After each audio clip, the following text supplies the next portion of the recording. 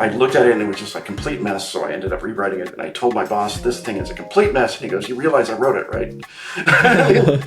Yeah, the whole system applies to a UI transform. It's basically saying that it's a functional statement that this function transforms into the user interface.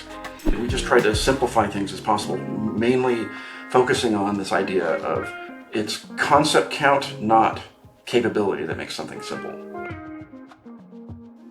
First, tell me a little bit about how you started programming. What have you learned from? Yeah, I started programming when I was quite young. I was around 10, 11 years old. My brother brought home an Apple II. He was one of the first people in Oregon. Well, he's one of the first people in Oregon where I lived at the time, which is just north of California, to get an Apple II. It's one of the first Apple IIs that left the state of California, actually.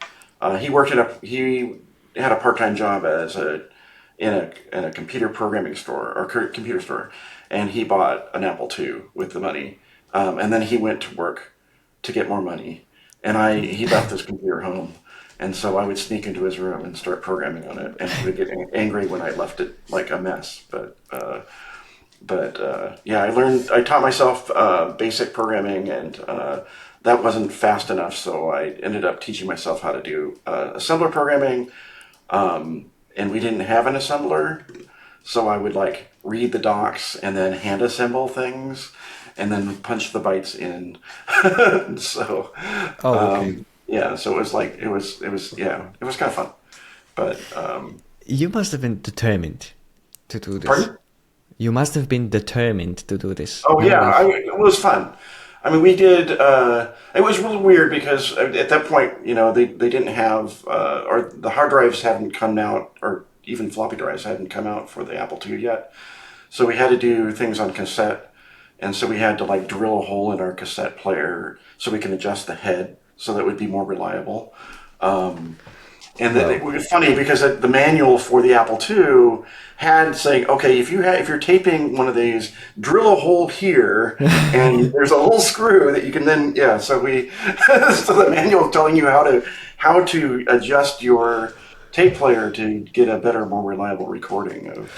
Nowadays, when like something doesn't work with like C++, like people are like, oh Jesus, this environment, like it's terrible, and like. To go through back in the day, to just get anything running, you needed to do such.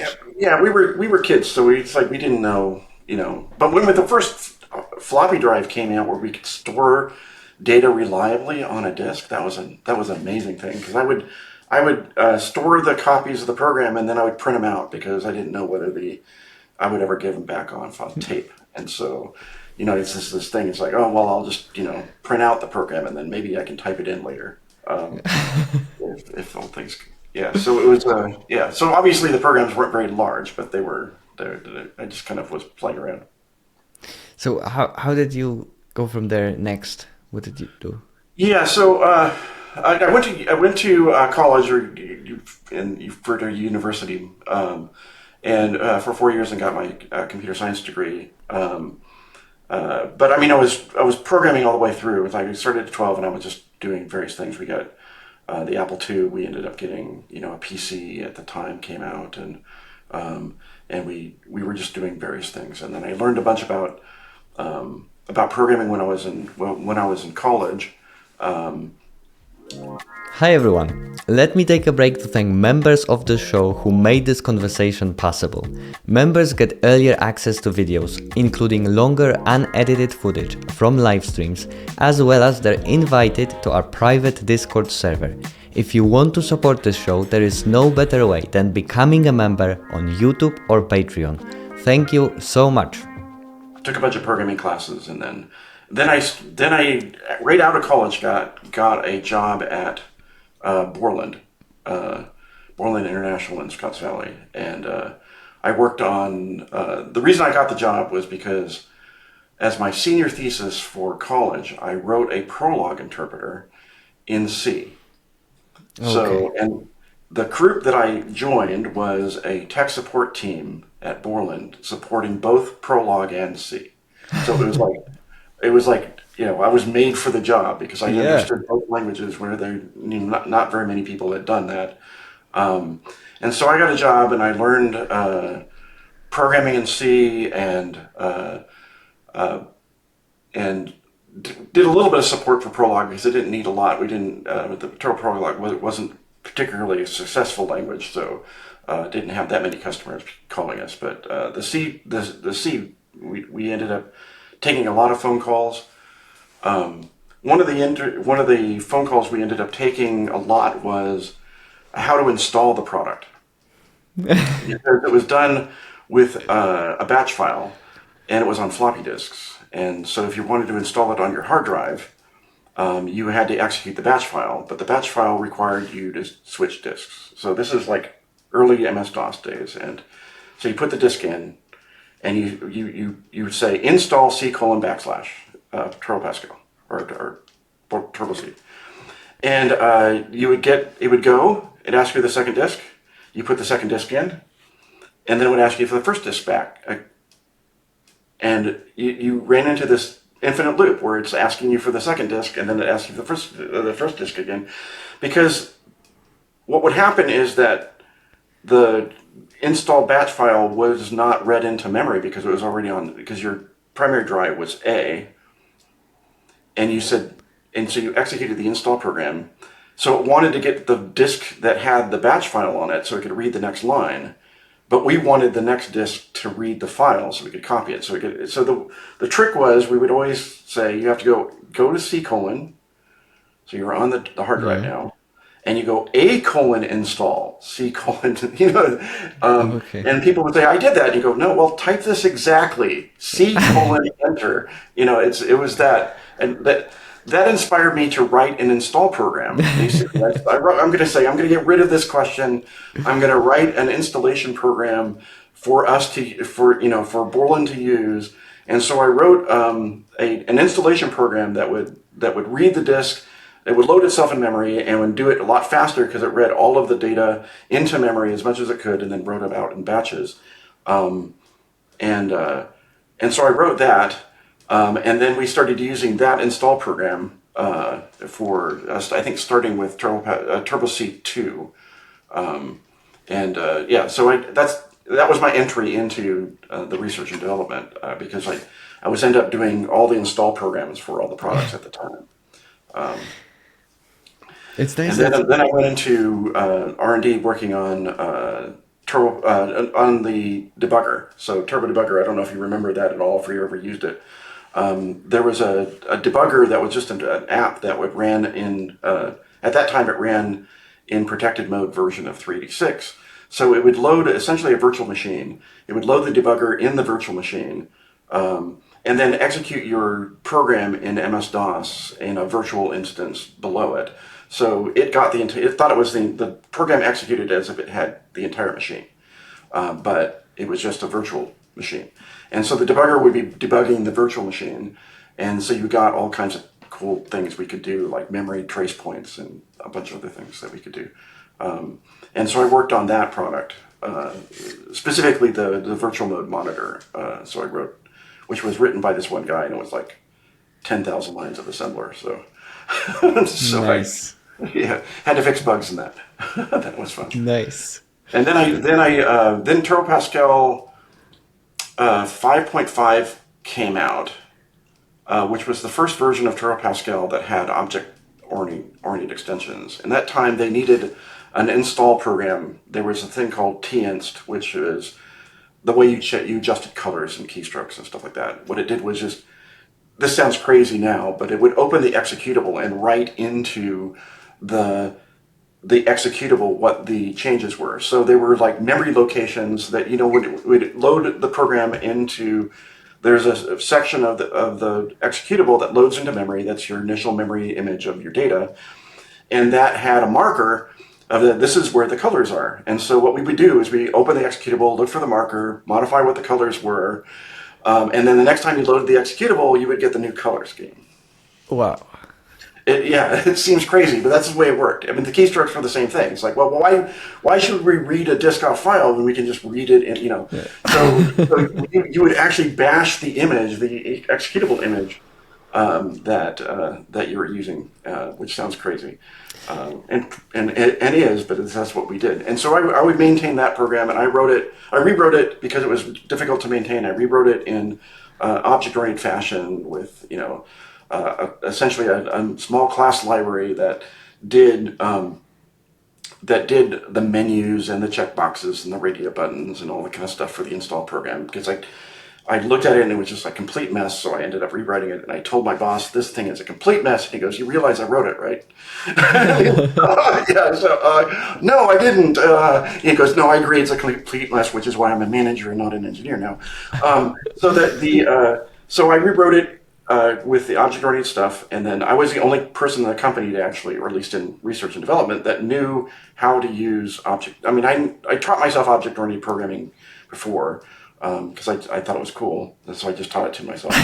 And then I went and did this in an object-oriented fashion with the 5.5, and then I was one of the only people that knew how to do it, and we were in the midst of trying to compete with the new version of Quick Pascal that came out from Microsoft. And Microsoft had done this thing where they did Quick Pascal and they wrote a UI library for DOS apps. We wanted to compete with that. And so Anders Helsberg, who created Turbo Pascal, he went off and wrote a version of that, but he didn't have time to do both the library and the compiler. And so they just hired me to go, okay, here's this, text mode library, eventually we call TurboVision, and go ahead and do that. And so I took over writing the checkboxes and radio buttons and group boxes and all the menus and stuff like that. And we ended up doing that. And then Turbo Pascal or Turbo C++ was coming out at the same time, and the team that normally did the IDE for our languages was busy. We wanted to release, and they couldn't release two products at the same time. So we decided, hey, we were doing this visual, this UI framework. Let's write an IDE. So how hard could that be? And so what we did was we took the editor and the debugger out of the IDE and integrated that, and produced an IDE ourselves using that same library that we were building, and so that became Turbo Pascal 6. So that was essentially we wanted to do that. So we came up with Turbo Pascal 6, which we used TurboVision to actually create the IDE, and then we released the IDE, the library at the same time. So that was my first class library. Was essentially or UI class library was TurboVision, first production version if you don't count the install program. And that started me on the long journey of doing multiple UI libraries.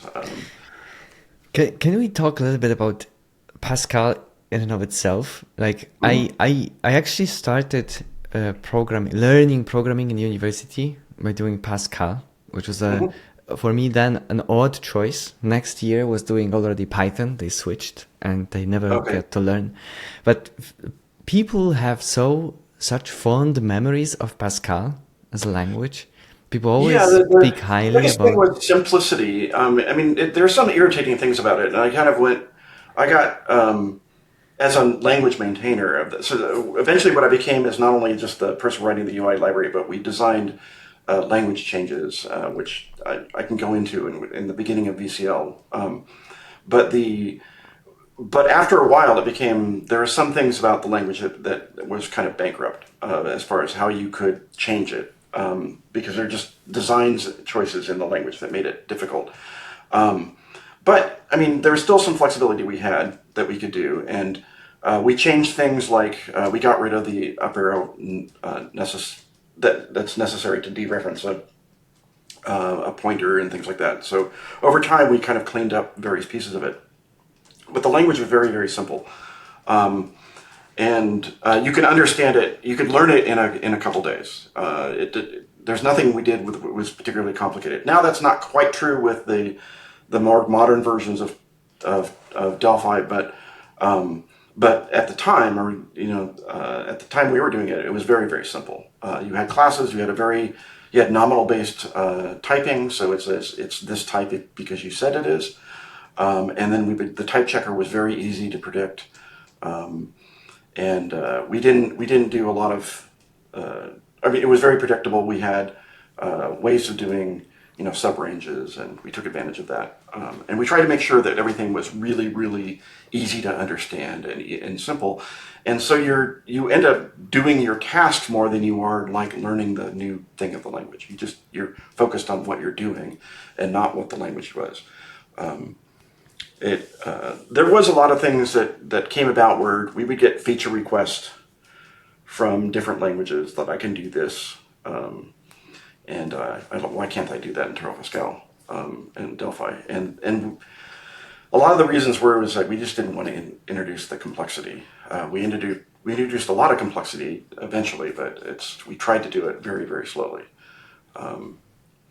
And to be honest, I think a lot of that had to do with Anders Helsberg, who's a tremendous language designer. He's, his credit goes, he not only did Turbo Pascal, but went on to Microsoft to do C# and then TypeScript. Tremendous influence on .NET, and indirectly from those, tremendous influence on the industry outside of the work that we did together. But yeah, it was largely him just going, that's too complicated. I don't want to do that. And it was great. Whatever he thought that was too complicated, it probably was. So simplicity is one thing, but also Turbo Pascal was like an entire environment, right? Like you got the IDE, you got the debugger, you had the help that was integrated, you had code completion, like all of that was sort of packaged in a box, right? And we that was when you look at some of the older versions of Turbo Pascal, that's kind of where it started. It was the first real integration of an editor and a compiler. And in an environment where you could just say run, and it did. And that was revolutionary. It's just basically to say, I'm going to type an application and I can run it, and it would compile it and run it immediately almost. And we tried to keep that feel with Turbo Pascal and Delphi, is that we really cared about compile performance, the time it took for when you hit F9 or run, and when it hit the screen. And the other thing that we did is we used Turbo Pascal and Delphi as the development environment for the product itself. We didn't use anything else. The compiler eventually was written from assembler. It was then written in C, but everything above the compiler was all Pascal, and we used the product to build itself. How then Pascal started to morph into Delphi? Well, the biggest thing is we were doing. Okay, so this is the life of Turbo Pascal. Turbo Pascal initially it's a DOS product, right? It's text mode.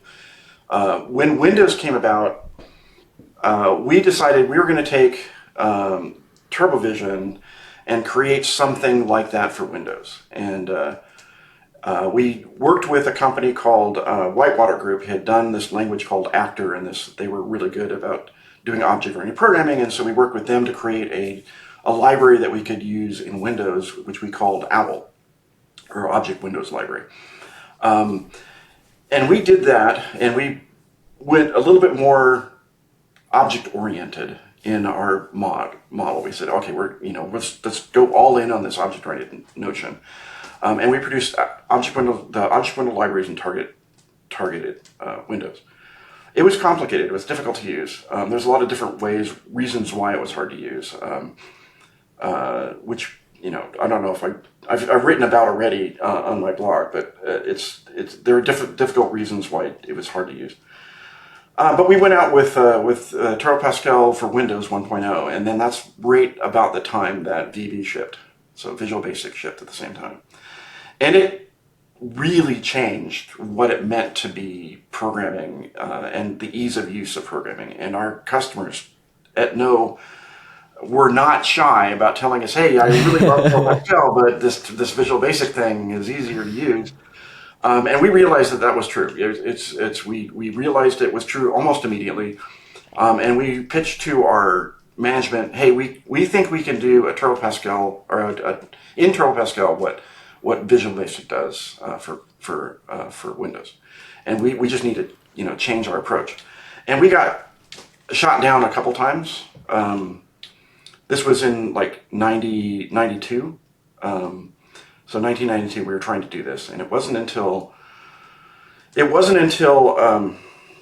was a reshuffle at Borland where there was a major layoff, and the executive that was shooting us down left the company for Netscape.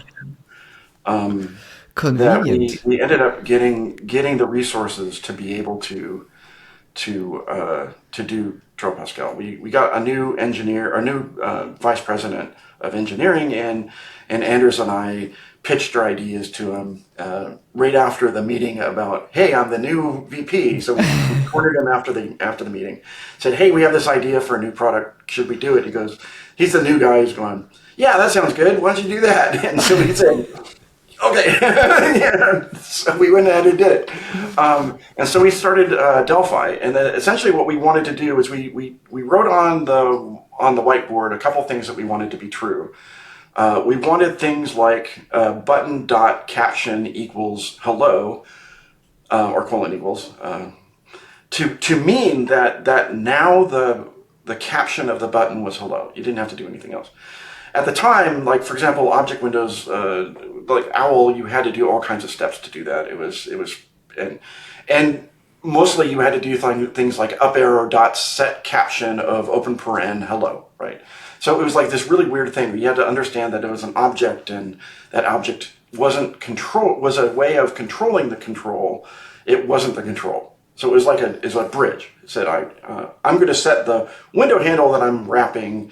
I'm going to call the set caption function and all that kind of stuff. And we wanted to get rid of that. We want to say, from the user's perspective, or for the developer's perspective, when you have a button, it's the button, right? When you say button.caption, that's the captions button. And so what we wanted to say is that it's not a wrapper around the button, it is the button. And when you put a text edit, it's not a wrapper around the text edit, it is the text edit. So what we did is we moved the source of truth from the handle that Windows was controlling and moved it into our object, and said, okay, this is the source of truth. If you change this value, then we do our best to make sure that happens. We also made things that were very difficult to do. If you ever programmed in Win32, you realize how difficult it is. We allowed you to change the border of a window by just changing the enum value of what the border was, right? And so underneath, what we had to do is we had to, the way you set the border of a window is you had to create a window class that had that border, right? Yeah. And then you create a window with that window class.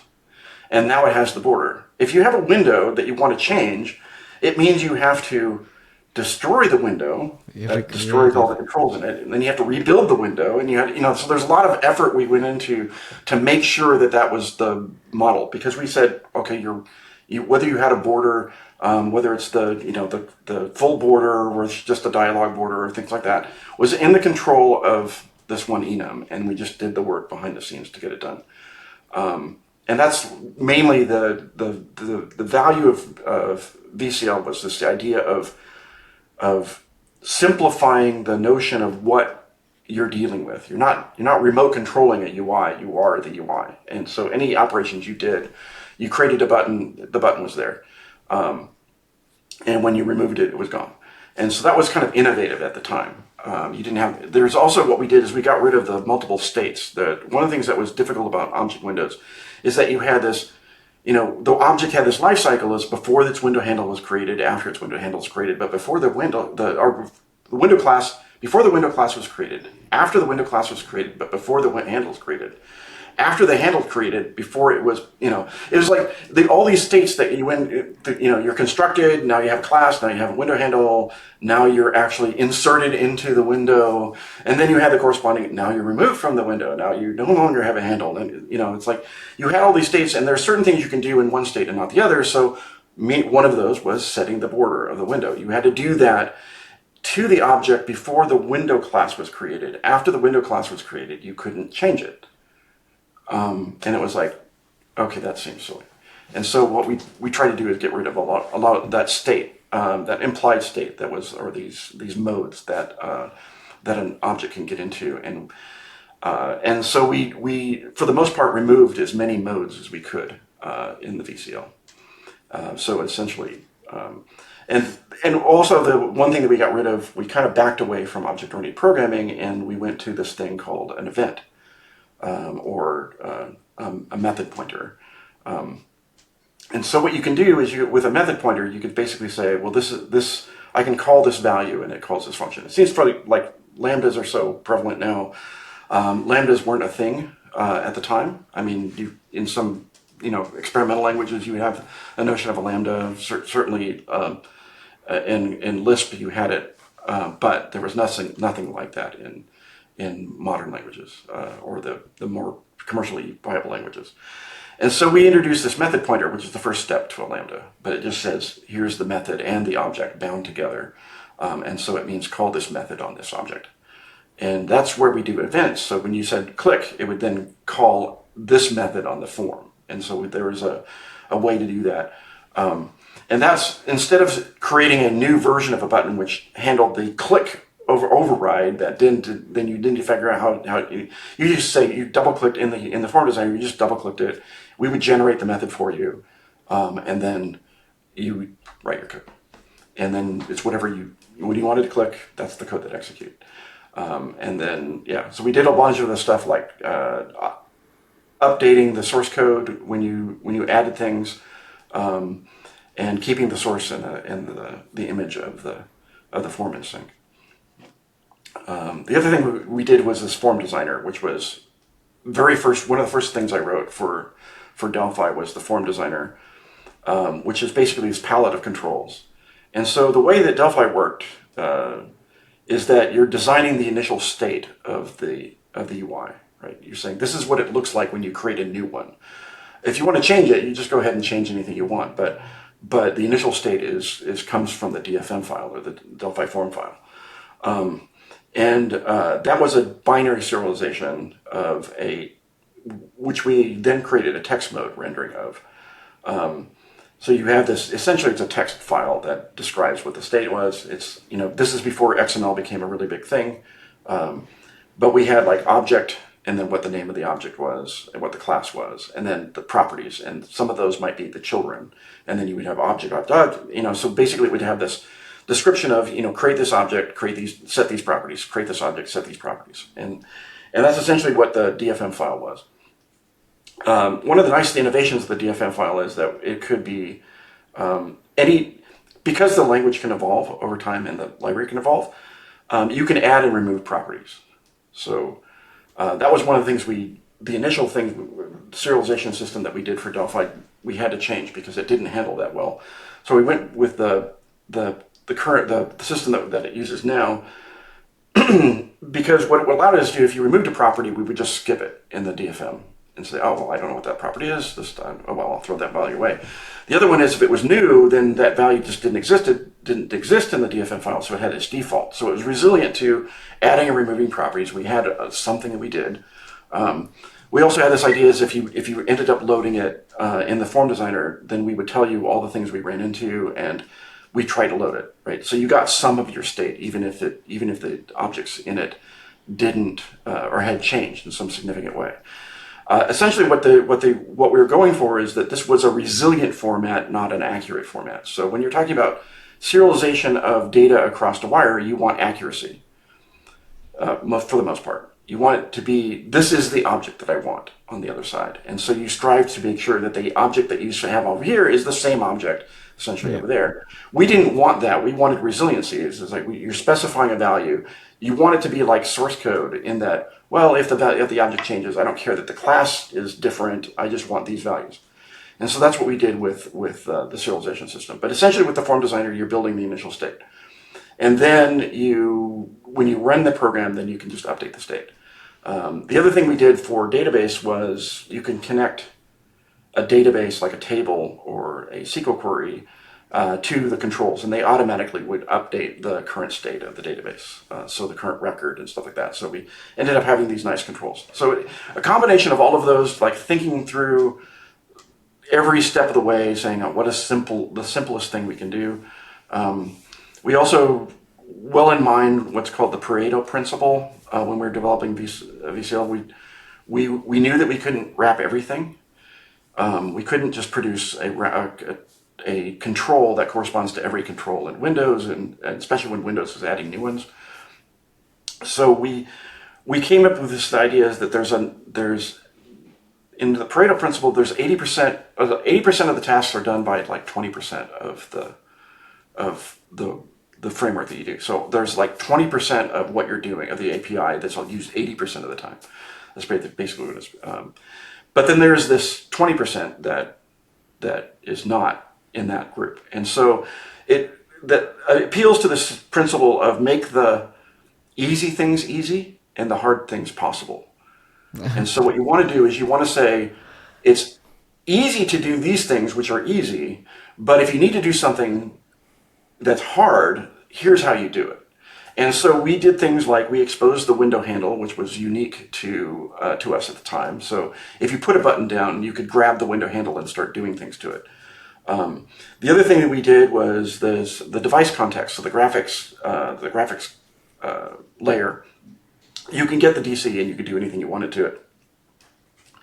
And when we recovered from that, so we had a system where if you set the brush color to be blue, or you set the brush properties and it was blue, but in the DC, you set it to some random brush. The next operation we would do, like you say, draw using what we called the canvas, which was the wrapper around the DC, we would then reset our values into the DC before the operation was done. And so anything that you did, we would just say, well, we rely on the brush being blue, so we'll just set that back. And so we didn't guarantee that we kept your values that you did. But while you had the DC, you could do anything you wanted. And then when you called one of our stuff, we would like, okay, well, we need this, like we need the font to be correct, so we'll set the font in. We need we need the brush to be correct, so we set the brush, things like that.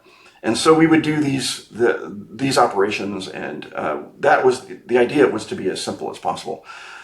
The other reason why we did the DC, the wrapper and canvas, is because we wanted multiple canvases. We wanted every control to have its own canvas.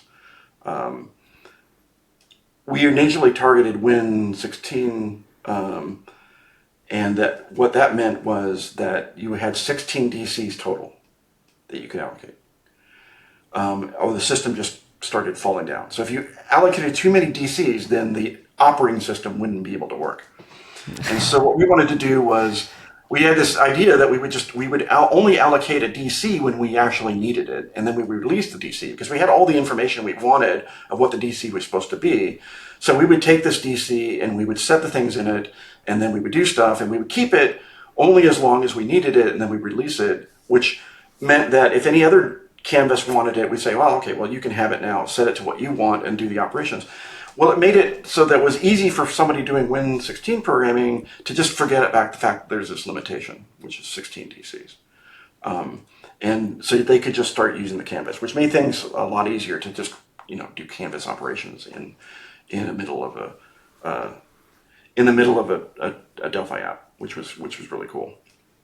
So there's a lot of that we did. We just tried to simplify things as possible, mainly focusing on this idea of that it's concept count, not capability, that makes something simple. So the idea is that when you're trying to make something simple, it's not the number of operations, that's what you can do. It's how many things do you have to think about while you're doing it, right? Do you have to keep these things in your head? So everything that was you need to keep in your head, we tried to remove. So we thought about introducing garbage collection, for example, which is what we ended up not doing it because we wanted to ship within a year, and we didn't think we could get a garbage collector that would work within that. All of that you mentioned now was shipped in a year? Yeah, well, a little over a year. We got it done in about a year, but we ended up, Visual Basic 3 came out when we were just about ready to ship Delphi. And we spent another year doing the database layer so that we could compete with Visual Basic 3. Okay. But basically a lot of this was done within 6 to 9 months. I mean, we were just, that was our release cycle for Turbo Pascal, is that you release the product somewhere in January, February timeframe, then over the summer and the fall, you build a new product. So you have like 6 months. You build the new version, and then you go into beta and you fix everything that you built, and then you released in January, February, and then you start the whole thing over again. And we continued that with Delphi. We just went on this yearly cycle of do a bunch of planning, do a bunch of features. Hopefully all the features land in time. If they don't, we had this list of, this is important, this is not, or this is nice to have, this isn't, so we could drop it. But we would do that cycle of like, okay, here is the product we're going to produce. Let's produce that. And we did that in like sometimes 8 months, but around 6 to 8 months. Then we went in beta. Some of the features were landing in beta, which we tried to avoid, but it's kind of hard to avoid. And we're landing those, and then we would do the what we called Gamma, which you would call release candidate. Our Gamma predates Microsoft's release candidate, a name. But we had this Gamma that we would go, which is beta, Gamma. It seems reasonable. And then that's the last one we would do before we went to release. And so we would do that, and then once we get to Gamma, which is essentially equivalent to release candidate, it's the one that you think you're going to release if nothing shows up that you need to fix. And then we would release that. And so we had that yearly cycle. But a lot of the Delphi was done in that cycle, and we realized we couldn't ship the product. It wouldn't compete. So we ended up spending a year doing database. And then we fixed a bunch of stuff too. So it's not like the rest of the product was sitting still, but that was like in 94 we were about to release, and we ended up saying we had to wait. So we ended up releasing it in 95, which is February of 95 was Valentine's Day, which is when we did the announcement at the software development conference in San Francisco. Okay. Which was cool. Well, what is the reception then? It was amazing. We had an amazing marketing person on our team, Zach Erlocker. He's one of the things that we kept from Actor. Is the company is that Zach Erlocker worked at Actor, and then he came over to work with us, and he started this rolling kind of small leaks, targeted leaks to the press. So there's, we got this buzz about, this thing called Delphi is coming and it's going to change your life kind of thing. And so we got this initial buzz. And then when we released, we had like, I don't remember exactly the number, but it's like 3,000 or 4,000 people in an auditorium. And Anders gets on stage and he starts demoing Delphi. And it was one of the most amazing experiences I've ever had in my life, is that people were really excited about it. They were really excited about things that I think are a mistake now, but we had this idea that we would pull all exceptions. And so if some exception ran in your program, we would display the message and then it would continue. The program would continue, and people thought that was pretty exciting and cool. Because we had exception handling and a bunch of other things that worked. And then the coup de grace was he opened the Delphi app in Delphi and showed you all of the dialogues, or like a selection of the dialogues that were in the product that he was demonstrating, and said you could edit those in Delphi. So the entire Delphi was written in Delphi, which you couldn't make that same claim for our competitor at the time, which is Visual Basic, which was all written in C, and C++. And that was like, it's a testament that not only can you do your apps, but we did our app, and look, it's awesome. And that was an amazing experience. It was the most amazing experience I've ever had, because just the reaction, we got standing ovations during the demo. It was the excitement was palpable. And yeah, it was fantastic. Nice. It was great. It was a great release. I highly recommend anybody who wants to be in software engineering to have something like that. That's not something you can just plan. Oh yeah, I'm going to have 10,000 people show up at my thing. Yeah, the culture changed, like I don't know how many people would come to the conference now for like the new programming language release, or like UA framework release. Well, you get conferences, like I went to an Angular conference later when I was working on the Angular team, and that was like an exciting thing where 10,000 people are there for Angular.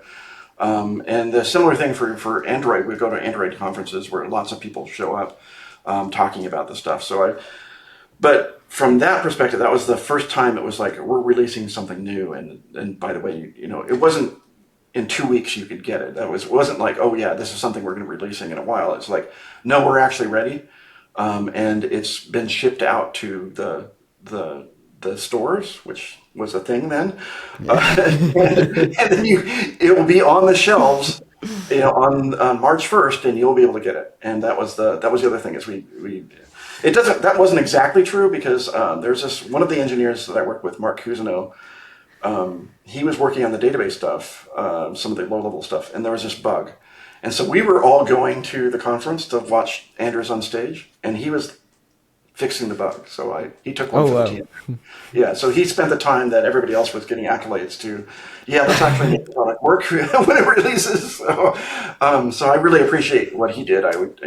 He's an unsung hero of Delphi. So when it comes to the release, so we were actually ready on the March 1st to get it, and that was good. So what happened next? You released Delphi. You still have been in the Borland, right? Yeah, I was at Borland for 16 years, most of which was on Delphi. After Delphi 2.0, which was a 32-bit version of Delphi, Anders was recruited by Bill Gates. Bill Gates wined and dined him and caused him to go up to Microsoft. The money didn't hurt either, but so at that point. What I did is I took over the duties of chief scientist of the product, or the chief architect and lead, and so I ended up shipping 3.0, 4.0, and 5, and so that was the time I was there. We also did a bunch of things. We did we did Delphi for Linux, which was somebody used, I think. But we spent a lot of time doing that. There was a lot of things at the time. I feel kind of a little bad about that because I wrote a paper that I circulated to management, which basically says these are the mistakes we need to avoid making. One of them was a Delphi version for Linux. Oh, really? So, this was as a mistake. So we should not do this. And then I said, we should avoid doing a 64-bit version of the compiler, especially for Itanium. I specifically said we should not do a code generator for Itanium, and we should figure out how we're going to respond to .NET, but not get too tied up in it. And the only one that we didn't do was the Itanium code generator, and the other two were mistakes that unfortunately I foresaw and then drove us into those mistakes, which was unfortunate. So we did a .NET version of Delphi. I don't know if anybody used it either. And so those are the things that were like mistakes that we should have avoided. And really my fault because I saw them coming, that we did them. But it was sort of like, at the time, it was like, well, this seems like a reasonable thing to do. So anyway, so I led the team through the really rocky times at Borland. Borland was always on the list of companies that were going to go under the next 6 months. The whole time I was there, or at least that time I was in there. And we went through this renaming of Borland to Imprise, and then back to Borland again, and then to Code Gear, and then to all that kind of stuff. So I left during one of those reshuffles because I had it. Another reskin. Yeah. I just couldn't deal with all of the politics of the company anymore, and I asked Anders if there was something I could do at Microsoft, and so he ended up floating my name to a couple people there, and I got a job at Microsoft, specifically working on Windows Presentation Foundation, which is was Avalon at the time, but it is called XAML now, so it's renaming. And I work primarily on the XAML language. Can you also linger a little bit on the Borland side? Like how Borland was making money back then? Oh, yeah. Well, I mean, I think it's still the case how they make money, or how Delphi makes money, is by licenses. It's like, that one's really simple. It's like you buy the product and you are a license to use it. Even before open source was a thing, Borland always, like for Delphi, we always gave you the source code for everything that went in your app. So if the compiler, we didn't give you source code for the compiler or the IDE, or DLLs that we required, but we gave you anything that compiled into your app. You got the full source code for the runtime library, the VCL, anything that went into your app. So if it's all the database layer that was written in Pascal, you got that.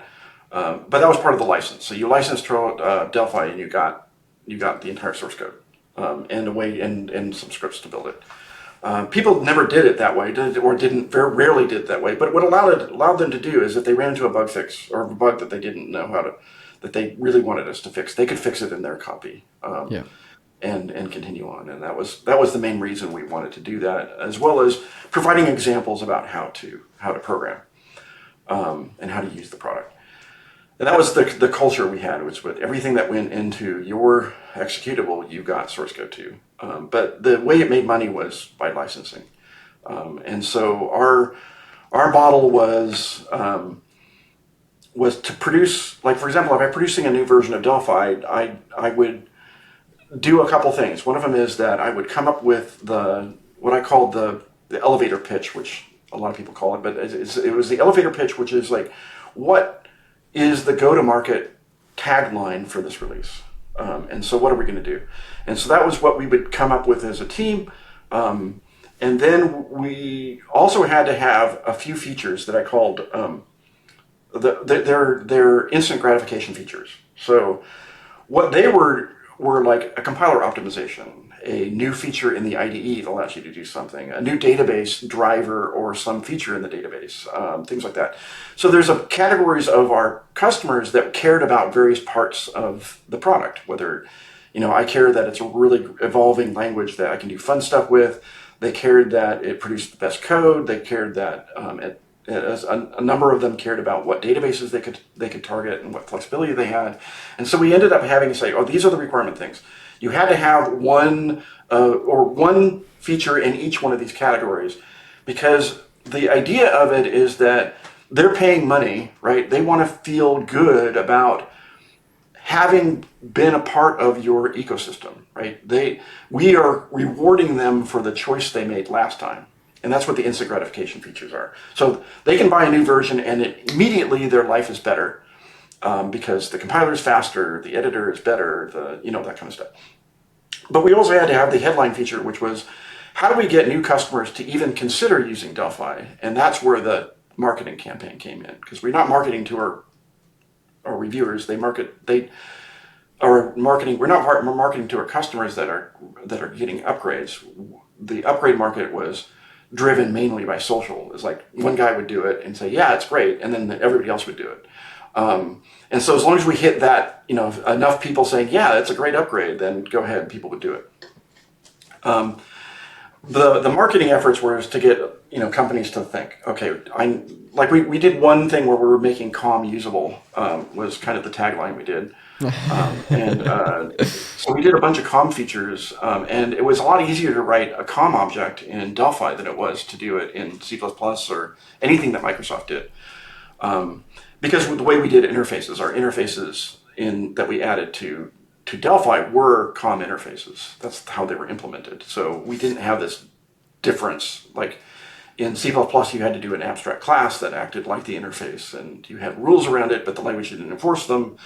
In our case, what we would do is that would be the interface. If you wanted to do we did query interface. And so once you got a COM object and you described it, it just acted like a Delphi object. There wasn't, you did query interface and it just worked. And that was one of the things we did. But that was the language features and doing COM and extending ourselves to being able to do COM applications. We also did a remote COM before DCOM. So we did this remoting layer on top of our API and stuff like that. So it was like, we did a bunch of stuff that were just focused on, remote execution of code, synchronization of data. So you could have a table, and you could say that table was a remote version of this other table on a version of Delphi, a Delphi app. running Oh, on the server. And what it would do is it would do the protocol to synchronize the two. So anytime you did a change on this one, it would then produce the SQL update, for example, that would need to go on the other side. And we did that through this remoting protocol. And so any updates would then update automatically. It was kind of cool. But we do things like that for the database part. We would do these remoting stuff. nice. But our job was essentially to sell not only the product to new customers, but to make sure we sell the product to the existing customers, because they're shelling out the upgrade money, and we need to make sure that they have value when they do that. That model has been replaced by subscriptions now. So you get a subscription to something, which I always thought was a disincentive, because every year we had to convince our customers to give us money. We didn't have to meet the bar, was prevent them from leaving, which is what the bar is now for a subscription. It's just do enough so they don't leave. But it doesn't give you an incentive to say, well, they could always stick on the previous product. What causes them to upgrade? And that's what we had to deal with for Delphi every year, which I thought was healthy. It's healthy for both us and for our customers, that they could walk with their feet in our stuff, and it wasn't like they were trying to cancel a credit card to avoid us charging them again. It was that they were just actively not paying us money when we didn't do the right thing. And so we got good feedback when we released. We got feedback of whether it was a good release or not by the number of people who bought it. Yes. And we got a feedback when it wasn't quite so successful, when people stopped buying it. Those stressful. It must have been. Yeah, so essentially stressful. it's commercial product. It's software as a commercial product, and that's how Delphi worked, and Borland for all of it, all its lifetime was that. And so it's with the open source, it was it's kind of an anathema to open source, but it's sort of like what it allowed in a license or an upgrade model. What allows is customers to together they are a market force, and they can drive change in the product because they are the funding, right? With open source, the controller of the open source project is whoever's deriving value from that open source project, enough to where they're willing to sponsor it. And then the sponsor gets control, which means you have to spend a lot of money to have control over an open source project. You have to essentially hire the engineers, or have started the project to begin with, and you pay for the engineers. That makes it so the people who are not paying are not part of that. They get derived benefit from the open source project, but they don't get control. They don't have a way of voting for a feature, but in a licensing model, they have control over what they can do by just whether they buy the product again. And you can see that for that's how Microsoft works today, which when you they've since moved over to a subscription model, but for their Office products, but it's essentially how Office worked for a long time. I mean, Office was incentivized to be adding new features for customers because To be better, yeah. Each release to be better. And there wasn't any one customer that had overriding control. It would be market segments that would end up having control, like the lawyers are standardizing on WordPerfect. How do we get them to move to Word? Was Microsoft's kind of thing. Is they wanted to attract these customers by doing features they needed, because they were giving them money. And so that I think is a reasonable model for software. I'm probably now unique in that in that perspective, but I think it's actually reasonable because it gives the person using the software a leverage that using open source software they don't have. The model in open source is that, well, you have the source code, you can change it, but it turns out that there's not very many people who can do that. And maybe that might change with AI, where AI can change it for you, but that's certainly up until this point, there's been a very small subset of people that can do it. Even me as an engineer, I've been an engineer software engineer all my life. I would, if I ran into a bug in some free version of a word processor I use, there's just no way I would spend the time. Yeah, come on, you now need to understand thousands of files that are there, changed over 10 years. How are you supposed to do it? What's going on? I'm going to dig into somebody's source code, which is only partially documented, and make it first out, figure out how to download their stuff and build it, such that I can go change it. And yeah, that's just not. Yeah, there's some things I'm willing to do that, but editing tool probably not. And that's so sometimes having the power to do something, or having the being allowed to do something, and having the practical capability of doing something is different. As a user of paid software, you say, well, I'm just not going to, that feature doesn't interest me. I'm not going to upgrade. And that in itself, I mean, just by doing nothing, you have power. Where in open source, you actually actively have to do a lot. So it basically takes away some of the power of the consumer of the product, but it has a lot of other benefits that are great. I mean, since I've been doing open source projects for most of my career, it's like, oh, like it's valuable. Since Well, I like really, this perspective. I like this perspective. It's a fresh take. Often people say like, "Hey, it's open source. You can do it. Do whatever you want with it." It's like, nobody's doing it. Can you do it? It's not whether physically can it be? Is it possible for you to do? Is it legal for you to do it? Is different than, oh, I can just go do it, right? Oh, it's just simple. I can just change the color of this thing because I like to. It's like, well, no. Well, it's like, well, now you have to learn some engineer's philosophy of how color should be done in an application, and then find out where that color becomes, and then I need to go figure out, oh, by the way, they encoded it in LSV instead of RGB, and so it's like, what do I do? So there's just practical things that the people just don't have the knowledge to do, and it becomes impractical for people to do it. And then you could always hire somebody, but then it's like, well, instead of not buying something for $100, I'm gonna hire. I have to actually somebody. spend thousands of dollars to get somebody to do something, right? It's just like, oh, that's not worth it. Or if it is, then it's worth it for a company to do it, right? Not for an individual. We left off your story when you moved to Microsoft to work on WPF. Yeah, so I worked at WPF for a few years. For almost a year, I was on the core team, and then I moved into. My heart has always been in language tools and targeting developers, and so I moved over to Visual Studio primarily because there wasn't an integration with WPF in Visual Studio. There was no plan to do it, and so what I did is I said, well, I can do that. I've done a form designer in the past, and I've written IDE stuff. So I wrote the integration for WPF in the first version that it landed.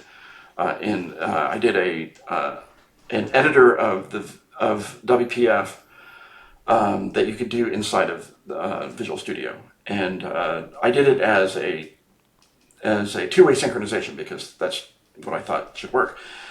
So any edits you made inside the XAML would immediately update the corresponding view that you had, and any changes you made in the designer would immediately be reflected in the XAML. And that has its own challenges, but I mean, one of the things we did is like, could you open a 12 megabyte XAML file? Which at the time you think, well, why would anybody do that? But they had these translators from Lightroom to XAML. And so if you took this picture that you did in Lightroom and just wrote it out as XAML, then you get a 12 megabyte file. So it's like, could you edit that? And so we had these things that we had to deal with how do you open a file that's that large and still be able to do these real-time edits? And so mostly worked. It was still a little bit cumbersome, but I got it didn't fall over, which was good. But that was some of the challenges of doing that were what I had to deal with. But it was fun to do that. And then after that project, I moved to the JavaScript team loosely. At the time, what I wanted to do is I thought development was still too hard. So I wanted to do a development environment that was browser-based. And so I chose the wrong technology. I chose Silverlight. I don't know if you remember Silverlight. No. But I chose Silverlight as my development language. For it, what? I have no idea what it is. So. Okay, so you know what Flash is? Yes. Flash, Silverlight was Microsoft's competitor to Flash. Okay. It was a set of technology that used WPF instead of what Flash was doing. But you could use C# and WPF to write in-browser animations and stuff like that, like you can do Okay. with Flash. And so I chose that as the technology. It was basically taking WPF and moving it into a browser extension.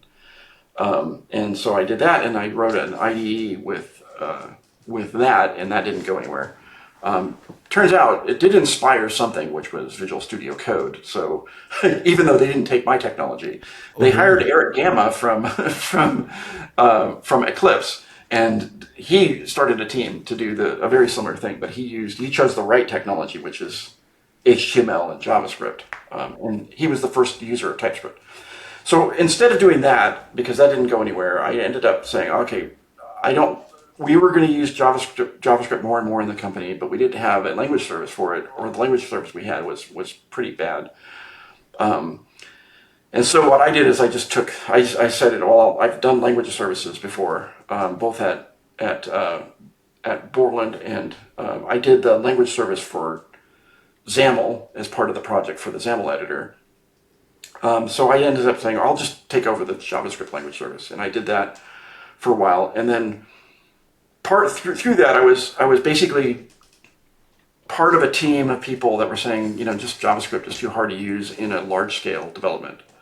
And I demonstrated that by just the fact that I couldn't do a language service that was entirely useful, but it wasn't my fault. It was sort of like, it just can't be done, right? It's sort of like, mine did a reasonable job of it. I mean, it tried to predict things by running your code, and we can go into how it did it. It was kind of weird, but it would run your code in such a way that it would then stop, and then you would get an object that said, well, the methods of this object are the ones you need to do the completion for.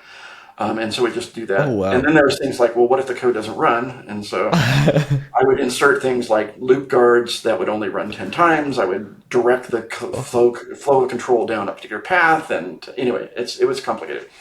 And so a lot of these things are like, well, there's no choice. If you're going to do a language service in JavaScript, if you want it to be accurate, you have to run the code. Because what we didn't have is we didn't have a type description of the... Yeah. So we didn't have anything. I said, well, what we need is a way to describe the types of the language, right? You can probably Exactly. see what Exactly.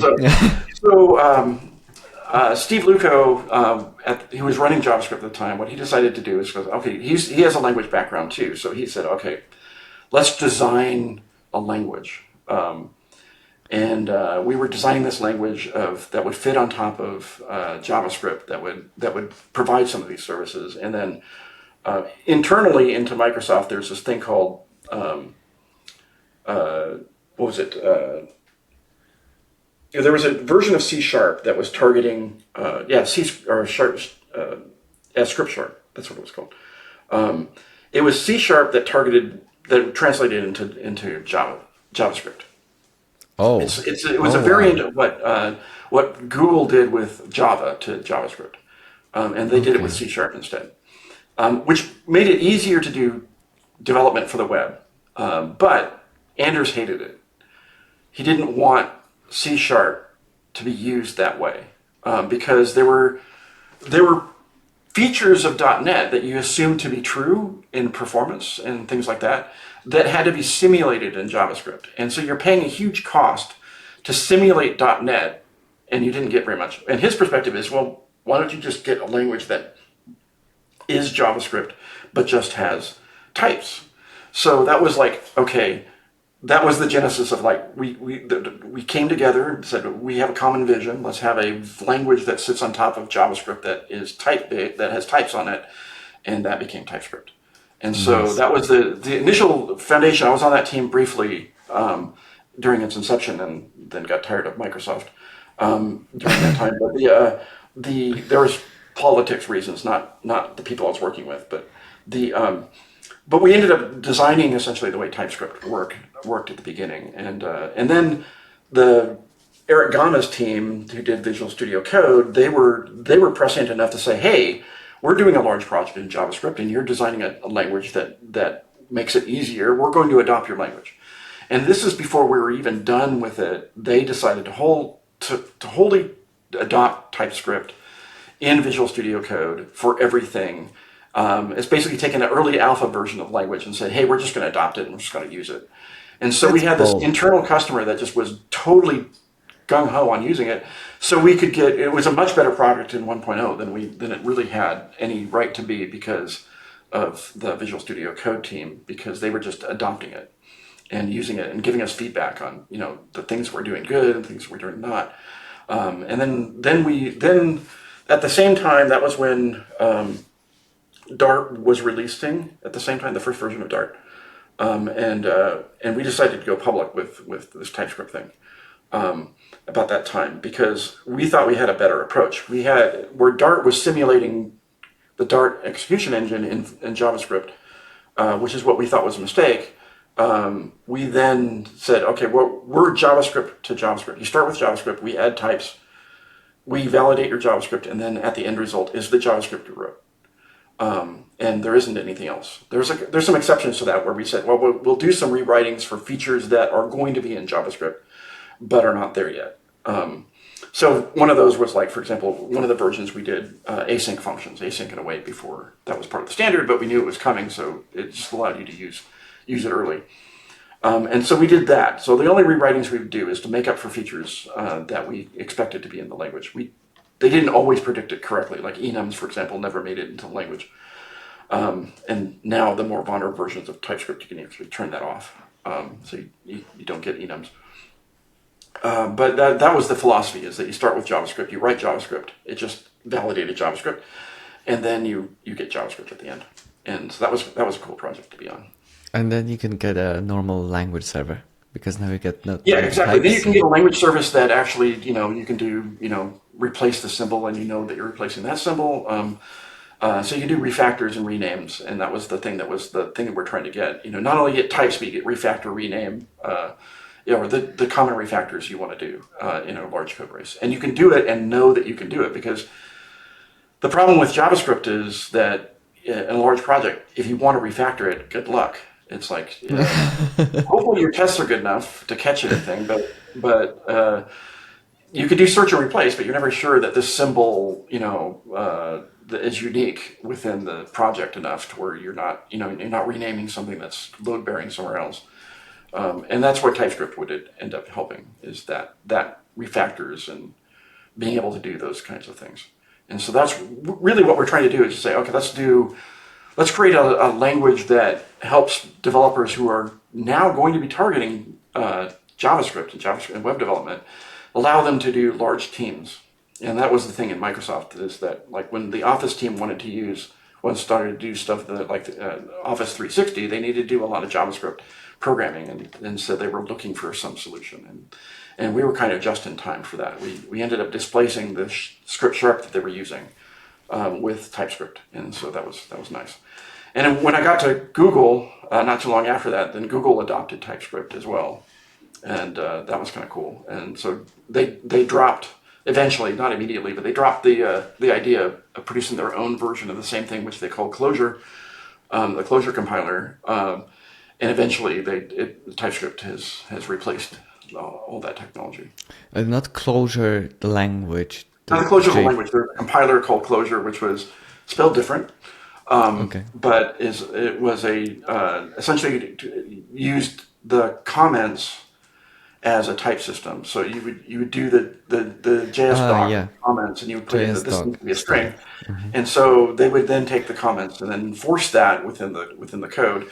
The innovation of TypeScript was essentially, you can use colon what the type is, so you don't have to. It feels part of the language, not something bolted on. And you didn't have to mention the parameter name twice and all that kind of stuff. It felt more natural. At least I felt it was. But then I left Microsoft during that time to go to Google. Well, first, I almost would left Microsoft to go to Google. What happened was I ended up got recruited into the Xbox team because they were using WPF, and they were having problems using WPF for Xbox One. And so they're having performance problems. And I said, well, I don't want to be part of Microsoft anymore. And so one of the VPs said, hey, if you're part of Xbox, you're really not part of Microsoft because we run as a totally independent organization, and it was true that they were much more like a startup inside of Microsoft than they were Microsoft. So I said, okay, well, I'll try that. So it's sort of like easy. I can just move buildings. I don't have to leave the company. And so I did that for a year prior to Xbox One. And so I did all of the performance work for WPF, which is the SysUI, and then, essentially learned from a lot of the mistakes that we made in WPF that this was not the way to do a UI framework. But so I was, trying to get to perform well and end up running these roadblocks that we just never could overcome. We did a pretty good job, but it was still hard. We had to do tricks like, the WPF DLL is this spot on the disk, so it gets loaded first when we, that kind of stuff. So we had to do. Oh, okay. Yeah, so we had to do we would reburn the disk in the right way, and then we would make sure the WPF DLL got loaded by default at the very beginning, and that kind of stuff. So we had, and since we controlled the operating system all the way down to the VM layer, that was easy for Xbox to do, but normal user of WPF couldn't do those kind of tricks. Yeah. So. Okay. So you joined Xbox, but you only stayed there for a year.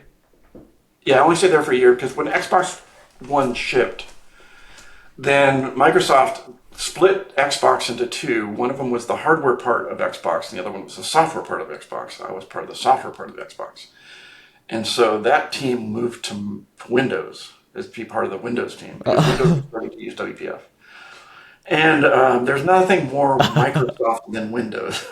so I joined the team to leave Microsoft in some fashion and ended up joining the team that was quintessential Microsoft. And so that was like, okay, so it's like now to make the clean break. So I ended up accepting an offer to Google. And so I started working on various things. I ended up getting, there's some things I did, and that Google is weird in that you get hired, but you don't get hired to a team, at least at the time. You get hired, and then you find the team you're going to, and the only team that was doing something that I was interested in at the time was the cloud team. And so I went on to the cloud tools team because they were trying to make the internal tools, developer tools, available to customers to use. And I thought that was going to be really cool. It turned out not to be. So I ended up on that team for a year because you had to stay for the initial team that you joined. But then I approached the Angular team and told them what my background was, and they go, "Well, why didn't you start here?" And I go, "Well, you guys weren't hiring at the time." But so it was a natural fit for me to go to Angular.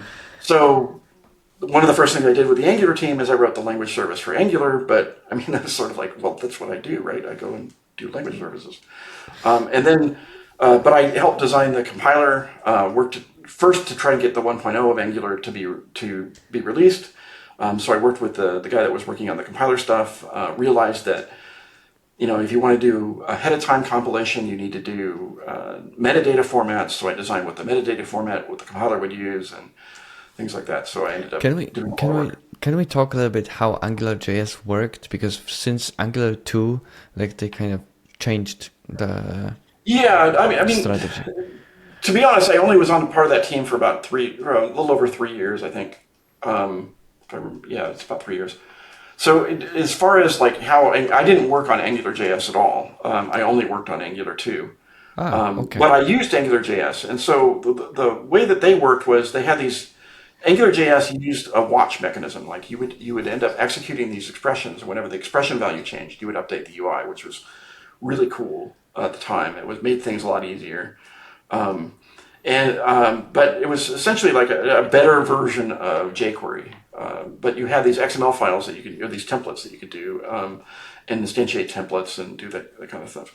But there was a limit to how performance you can get. There's only a limit to how many watches you could do before your application start missing frames, and there's only so much the template library could do because it was dynamically loading the templates. And so what we decided to do or what Mishka decided to do was to start from scratch and do a version of the library that would compile the code. And so a lot of the things that were done in Angular runtime were then switched to be the compiler. And so figuring out what code generated for the templates and what elements to create and stuff like that was done ahead of time. or could be done ahead of time. And when we finally released, that's what we did.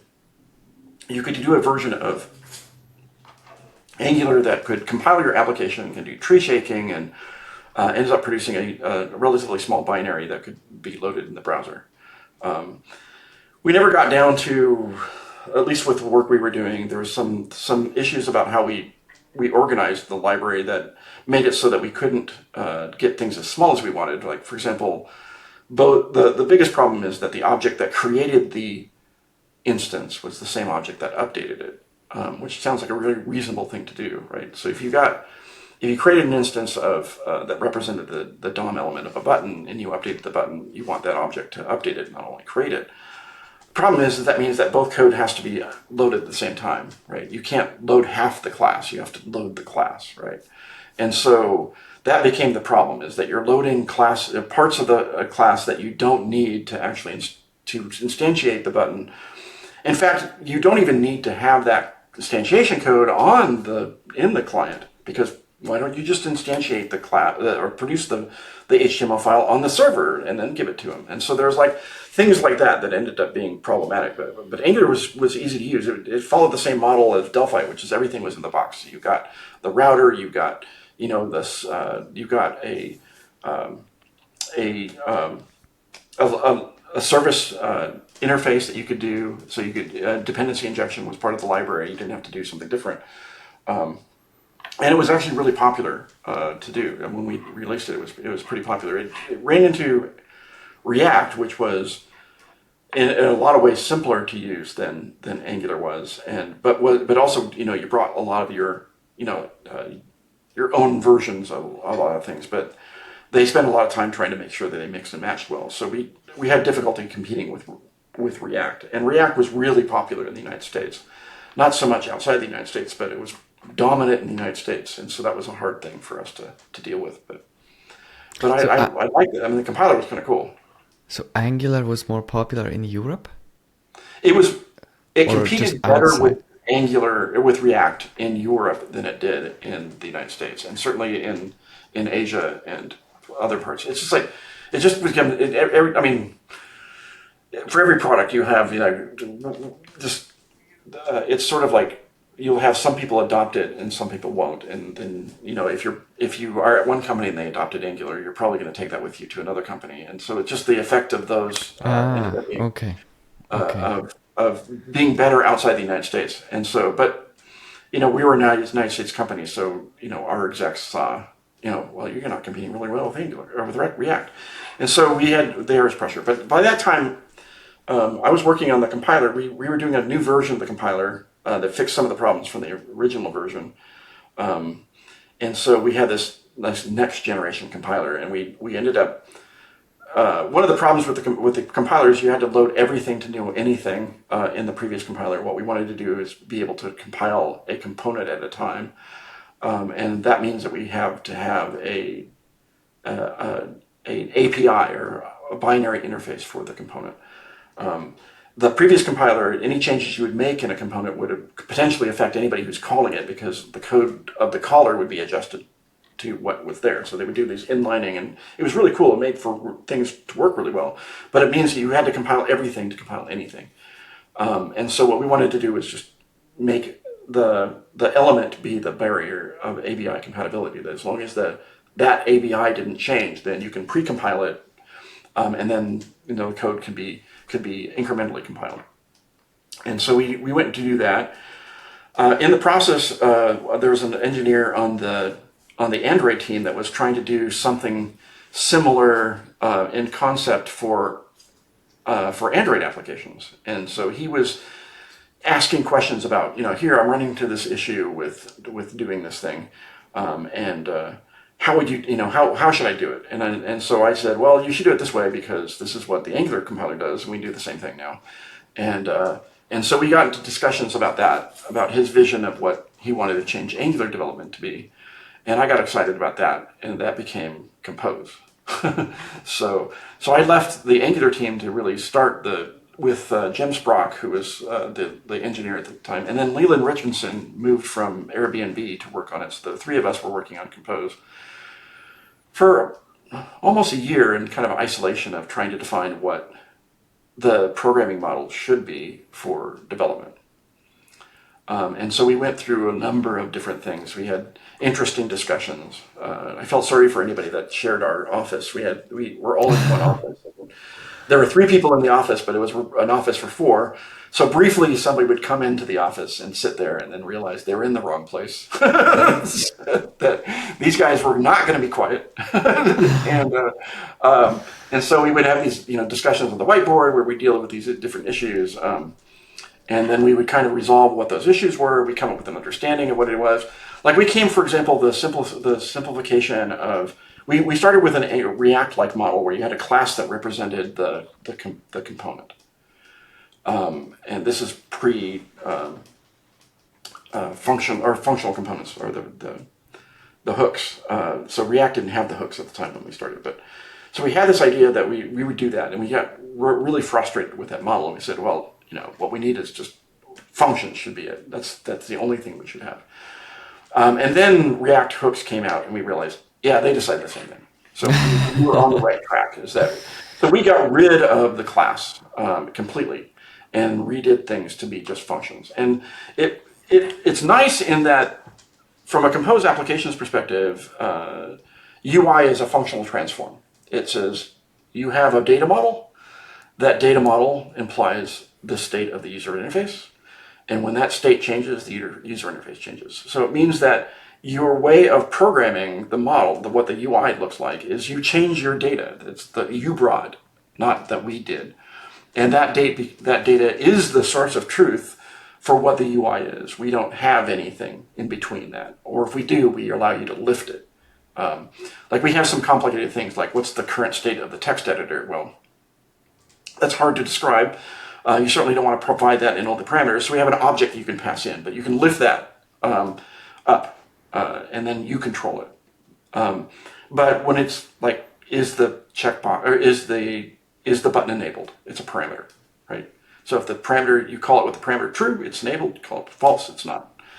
And that becomes that part of the transform. So the idea was that you took, this gets into the thing you want to talk about, what imperative versus retain versus immediate. Immediate, and I'll describe why I'll describe shortly why that's the wrong way to think about it. But here is what we did was, this idea is that you could be able to execute the entire transform and get a user interface, and the idea was, if you did that, that would be the state. And so that's sort of like what immediate mode is trying to get, is that you execute, they do execute it. We would have the model where if you had executed, this would be the result.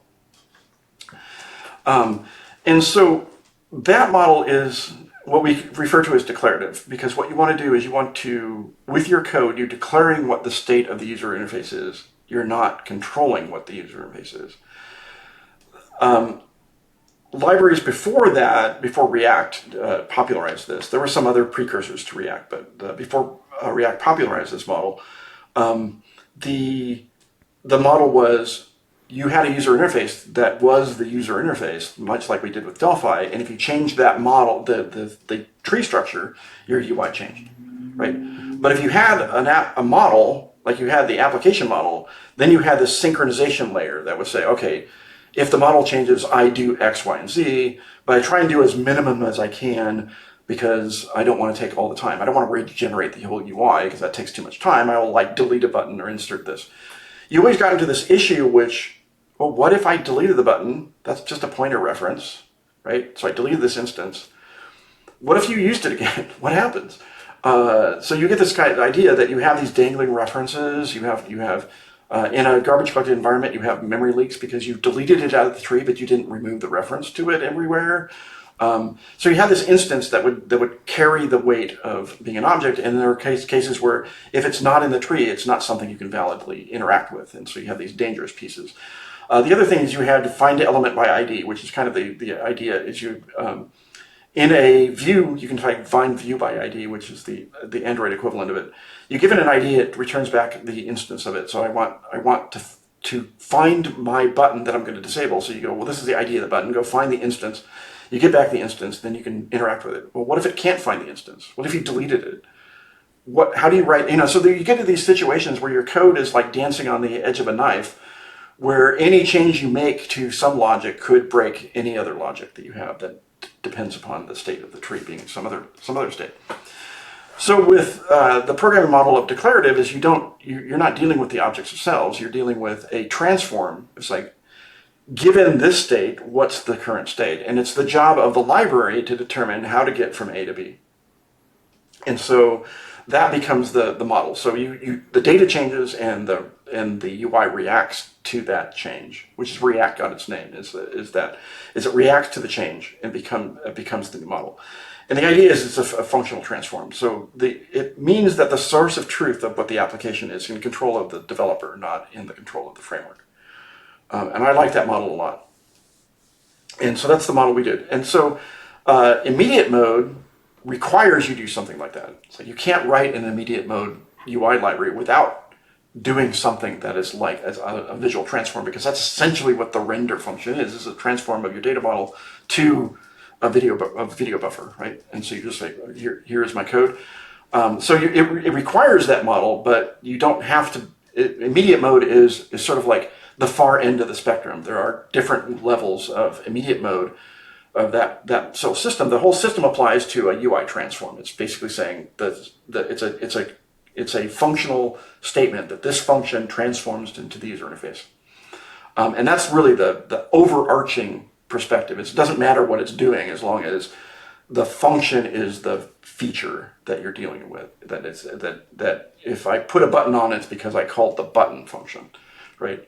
And if I don't call the button function, the button's gone, right? So that's the idea. Is that a simple if statement is enough to delete something, and you don't have a dangling reference because you never had the reference to begin with, right? Yes.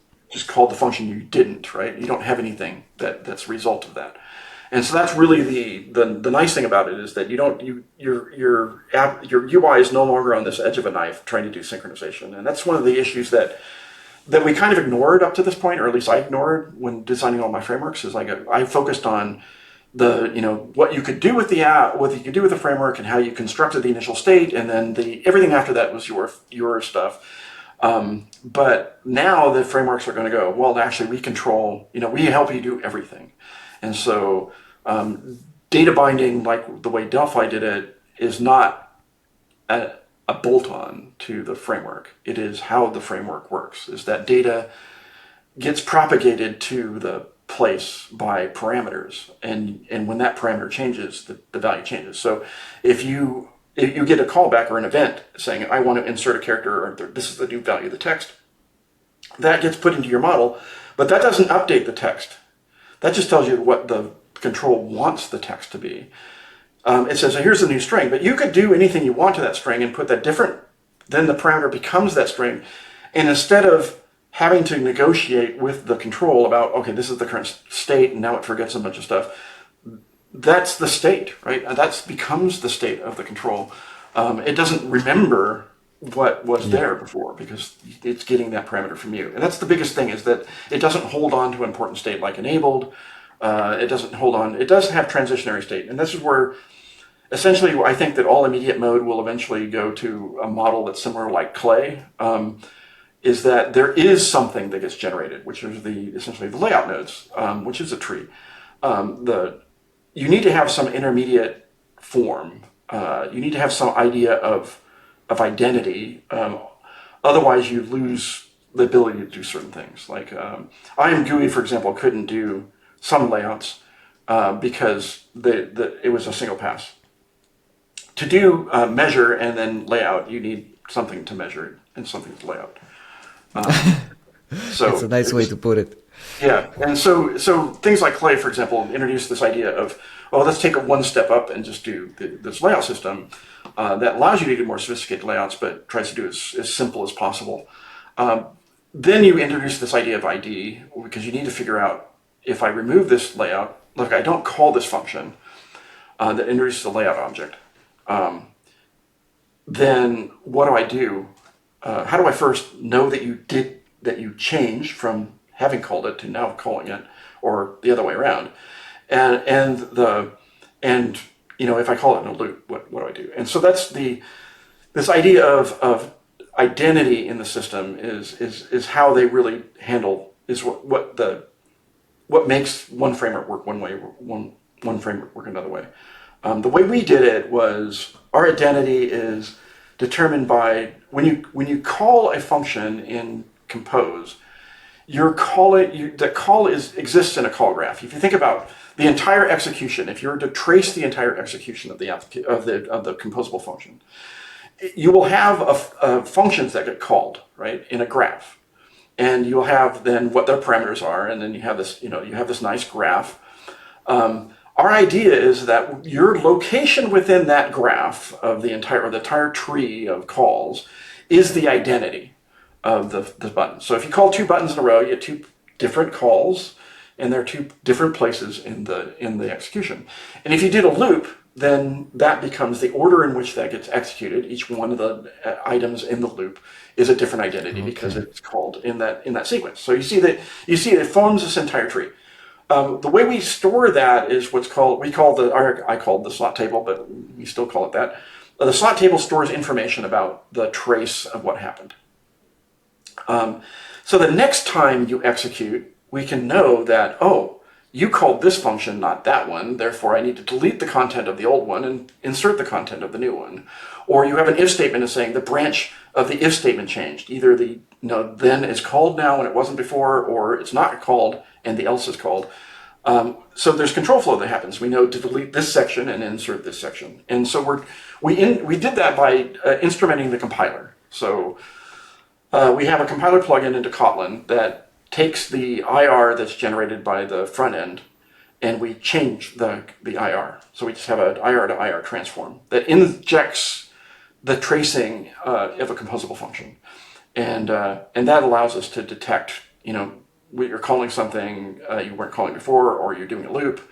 And so essentially any place that there's a potential flow control branch, we inject code that says this is the branch you took, if that code executes. And so the next time as we're looking through this trace and we see, you didn't call this function last time. One thing we do is we go, well, did you call that function somewhere else? Like for example, if you did an if statement and you have this function called here, and then you have this there, should we move it, the code, and then execute over that chunk? And so we have this idea where we'll try and do this differencing algorithm as we're going through to try and figure out what changes do we need to make into the tree that allows you to update. And one thing I realized in composition when I was doing this is there's nothing special about UIs for this. What we're doing is that we are producing a tree, which in our case is layout nodes. But composition works for anything, right? Any kind of tree.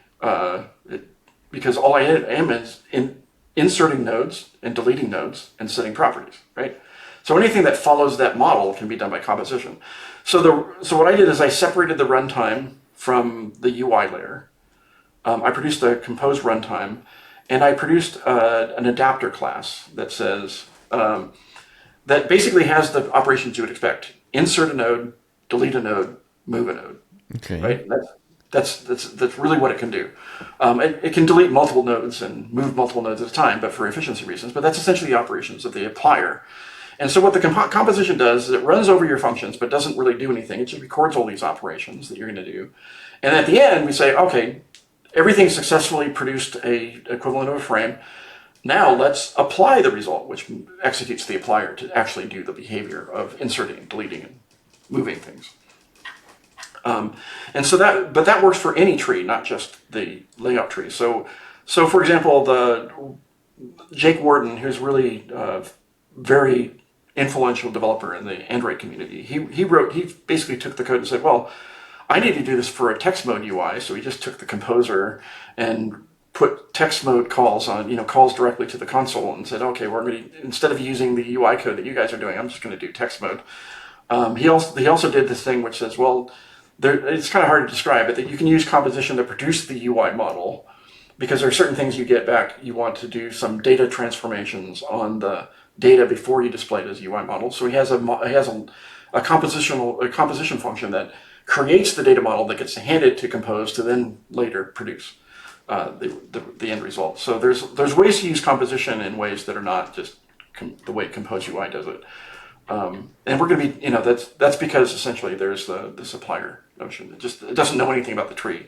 It just says, as long as you can insert and delete and move things, then the applier can update any arbitrary tree. And that was the other thing that was innovative. Is like it's like this is not just UI. It's any kind of incrementally evaluated transform function. Yes. So anything you will then express as call graph. Well, it's the end result. It's not just that it uses the call graph to know what operations to perform in the tree. It's the tree, the data structure that is controlling it. So it's basically it's a incrementally evaluated transform of there's a transform to produce it from data to a tree, and whenever the data changes, the resulting tree is changed. What it does is says what's a small number of operations that can be done to update the tree to what it would have been if you had just re-executed the function. And there's two optimizations that we make. There's a couple of the two primary optimizations we do to avoid having to recompose everything, which is what we call executing those functions. We call it composition. So doing it again is called recomposition. So to avoid recomposing everything, we have two optimizations. One of them is skipping. So we know that if the parameters that you pass to a function are the same as they were last time, then we don't have to execute the function again. It's going to produce the same result. We just assume that that for composition functions, the assumption is that they're referential transparent. There's no randomization. Pardon? That there is no randomization. That's the sample. No, there isn't. And if you do random, then you break the model and say we don't support that. It's like, well, whatever. You can do random, but you have to do it in a particular way. So we'll get into that. The other part of it we do, but not all data can do that because some data will change, right? So you send in an object and the object changes. What do you do with that? So we introduced an observation system. We have this thing called mutable state of, which if you're familiar with some of the Java frameworks of the day, they introduced this notion called a signal, and this is in the last few years. Mutable state of is our version of signal. It predates signal a little bit by about a year. But it's the idea that you can watch something and that when you change the value, everybody gets notified that changed. And then you reevaluate. We have a very similar notion of that with in Compose, and it's called our snapshot system. And the difference between us and a signal is that with JavaScript, you don't have multiple threads, you have one. So they don't have to deal with threading consistency issues. But in a multi-threaded environment like Android and Java, what do? And so what I did was I introduced, it's odd you brought up Clojure, the language you probably know about this concept, is I introduced MVCC, or a multi-version concurrency control, into the snapshot system. So what you do is when you create a snapshot, you get a snapshot of all the mutable state that you have that can't change outside the snapshot. So if you have a thread that's updating state, that's mutable state, once the snapshot is taken, the state is changing, but this snapshot doesn't see it. So if I read the value of this thing, I will see the value that was taken at the beginning of the snapshot. And I use multi-version concurrency control. Through that system, I also know if you change something, because I have to update the record. So anytime you write to the object, I know that you've modified it. So what I do is I also record the modifications that are happening with these objects. So what it means is that you have these set of state values you can just modify. And what we will do, let me adjust my camera a bit because it's lost focused. Yeah. Hopefully it will come back.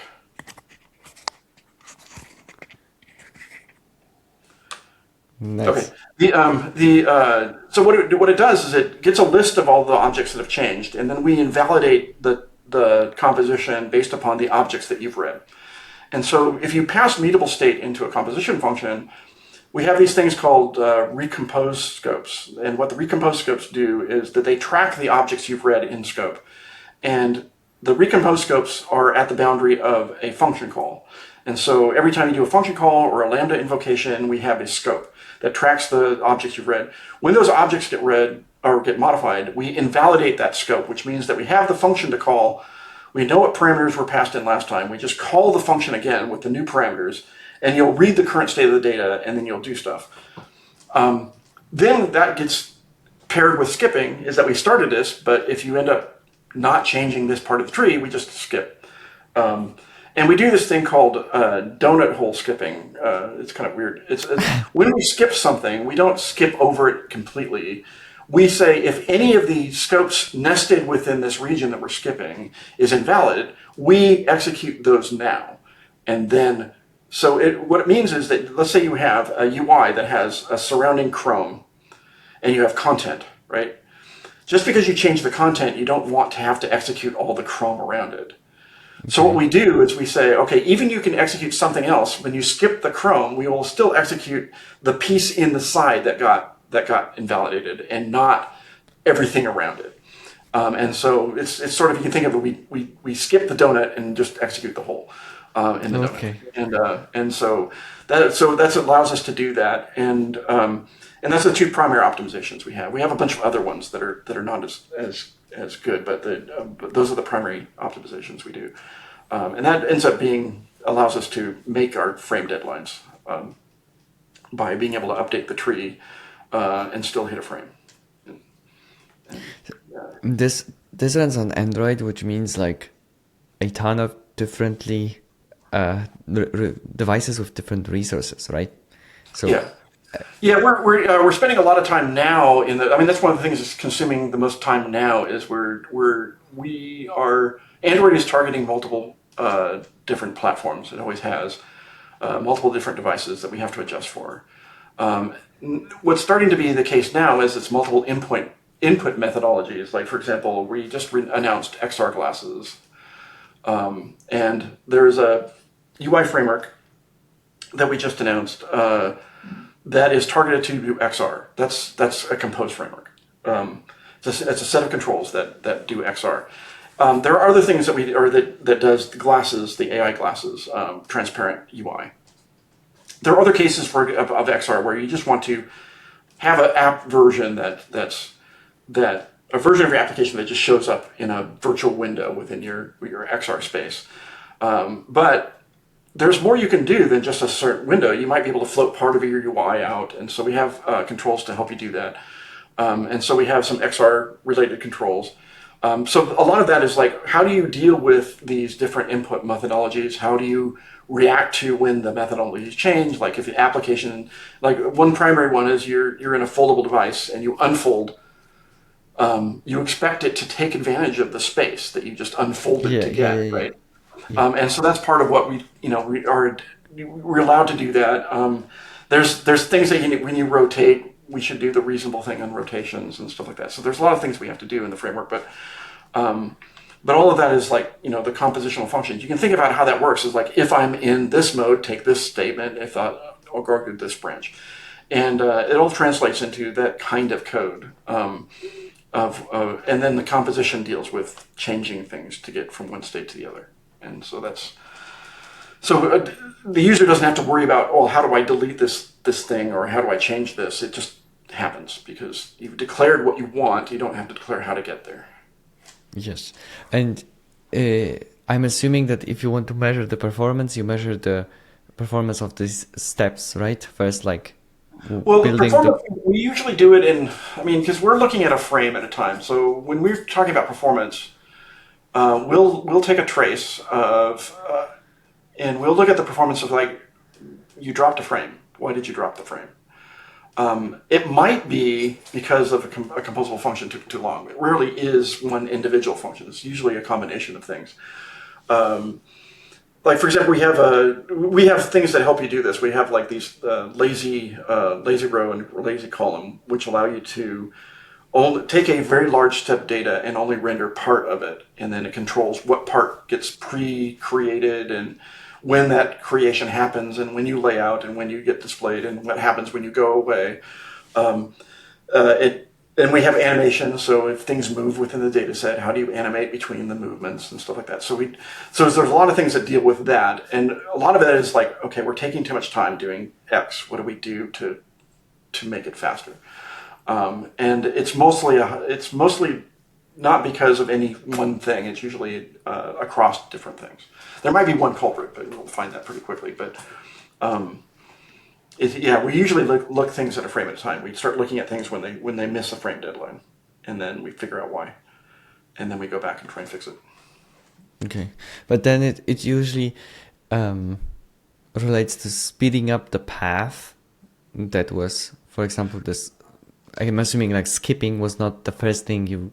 There's some things that will defeat skipping. Like for example, there's things that like you produce a large data structure. Like you have a very immutable data structure, which is we encourage you do, but the immutable data structure will change if any piece of the value changed.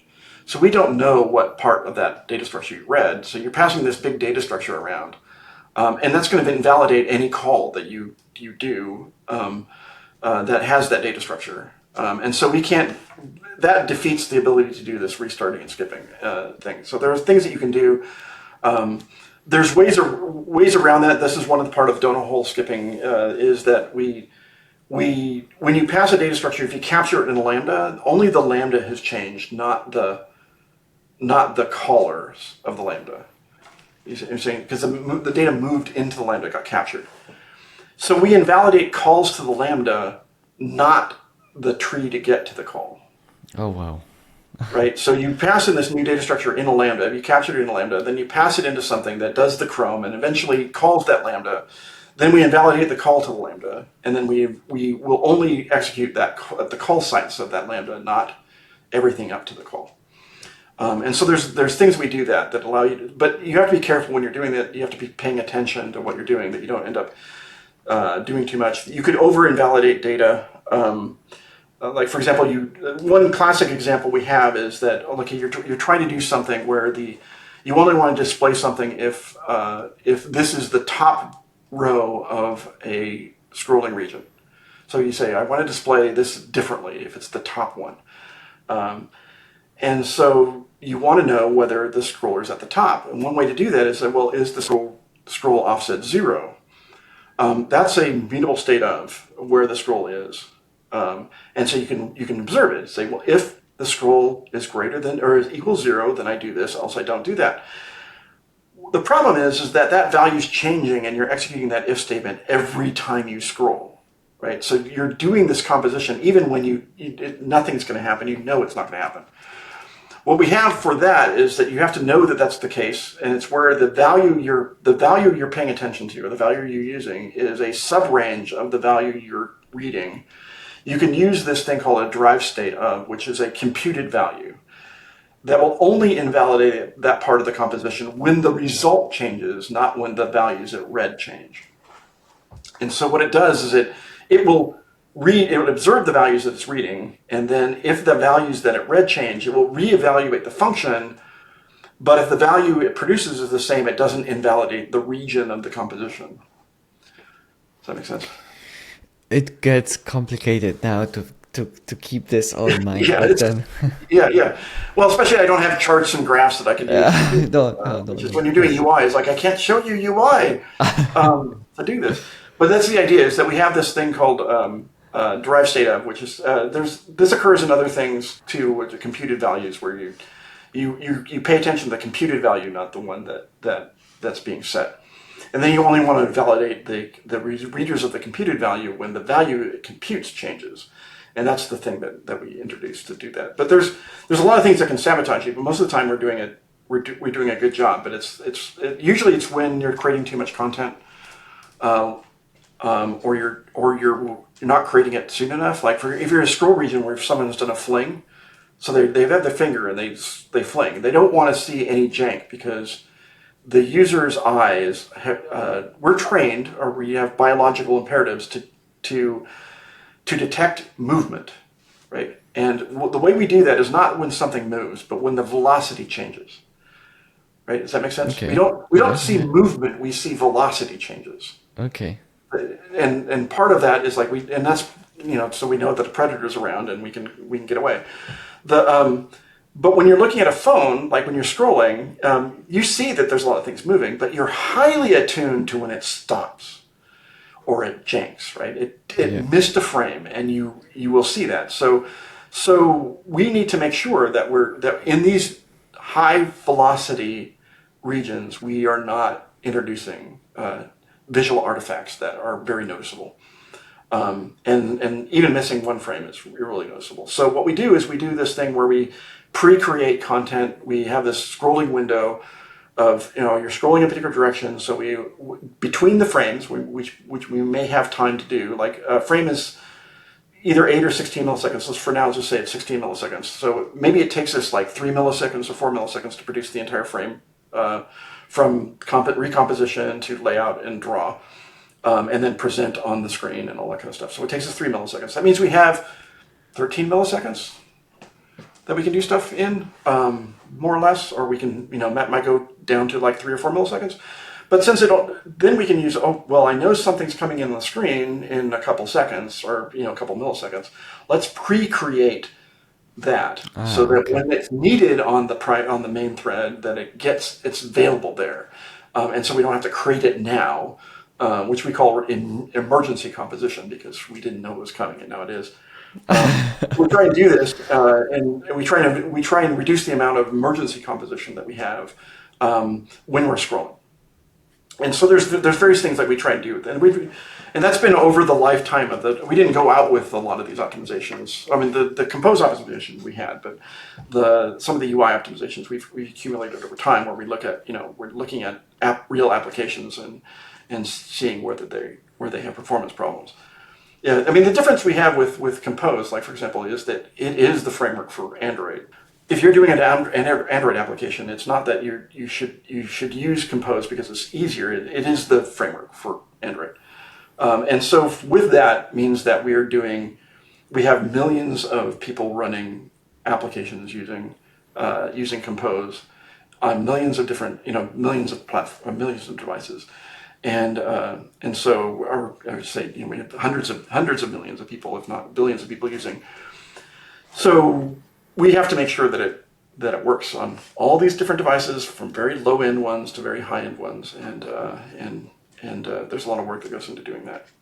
I can imagine already like like a wall filled with Androids of different Android phones of different size and device, and like the hardware specs, and people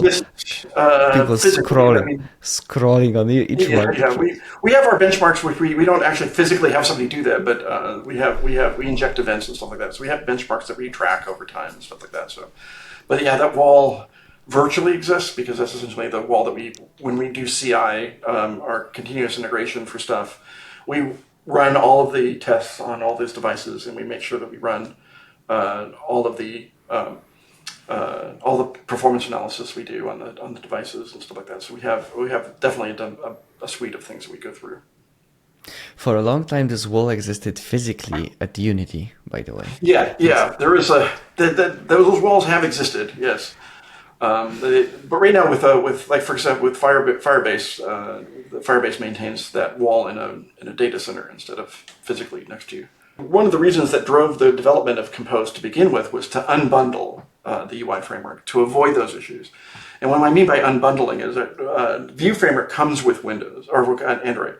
It comes with the platform. And if we change the platform, you change the underlying framework that you're using. So if you run an application on one version of like Lollipop, for example, and you take a modern version of the 16, you're running a different version of the Vue framework underneath, and that application might do something that might be incompatible with what the current Vue system is. So you run this case where you just have to maintain this compatibility of apps running on it. Otherwise, you start losing customers because they rely on those apps.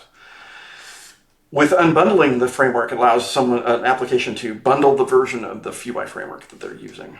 And so they're resistant to those kinds of changes, but it also means that if the platform advances for some reason, some new UI methodology comes out, you have to update your app to take advantage of it. You don't automatically get it. And so that's the trade-off. And so it's basically being able to be more resilient, the applications to be more resilient at the cost of rolling out new features, and that's the kind of thing we're trying to negotiate internally. Is how do we balance that? And so Okay. Nice. I feel like we are closing off the chapter for Jetpack Compose. By the way, why Jetpack? Why Jetpack? Compose, I get. Why Jetpack? Well, so the reason is because it's a very marketing reason. Okay, so Okay. the Android X is the sphere of all the libraries we're in. Is these Android X libraries, or they're extension libraries, and those grew out of the need for. Initially, what Android was very unopinionated about what you did. It's like, here's the API you have. How you use it's up to you. That's not a very good model for developers because they ended up having to make decisions or learn a lot about how things should be done. And so eventually what happened was that from requests from our customers, we produced these extension libraries for Android X that did things that extended the framework, but you bundled with your app. And so there's a whole suite of these libraries, like 100 or so. And we are part of that. So Android X is our name. Those were branded Jetpack libraries. Okay. So all of those are Jetpack libraries. They accelerate your development. It's like putting on a jetpack. And then Compose was one of those. So Jetpack Compose is the name for that reason. It's not because we thought it was a great name. Compose was the name of the runtime in the compiler before this. So the UI framework actually had a different name when we joined. So Jim and Leland and I were a group, and we were targeting views at the time because that's what Android development was. The Vue team wanted to unbundle the framework, and so they were producing a framework that was unbundled, and they were doing a different tactic. And then we realized, we should just merge because we're doing the UI, the user programming model, and they were doing the UI library. And so what we ended up doing is just merging together. But Compose was a really nice name, so they took it. so all the libraries are Compose, right, and not just the runtime. Okay. Because it's just basically there's only a few names that are good, so you pick the one that's the best, the one that you want it to be, which is all of the Compose library. So. Okay. So for the closing section of the podcast, I want you to invite into the opinion corner a little bit. I am super interested in how you think programming have changed since you started as like hardcore assembler, tons of stuff, low level, and now you're like Kotlin, which is like not the definitely people who like liked the low levelness often remained at, I would say, at least in the C world, like C++ world. But you're now in Kotlin, which is I've moved. My focus has always been on simplicity, not getting the last ounce of performance. And so all my career was like, how do you make things simpler? And one of the ways to make something simpler is you remove something to think about. And garbage collected systems like Kotlin and Java, they remove the memory collection part.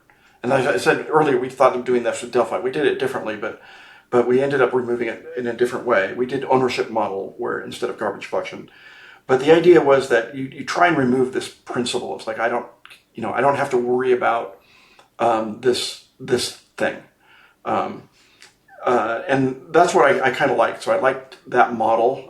C# did it when they did .NET, and so that's why. And those tend to be more VM oriented languages because they need to control not only just the way that objects are collected, but really the programming model.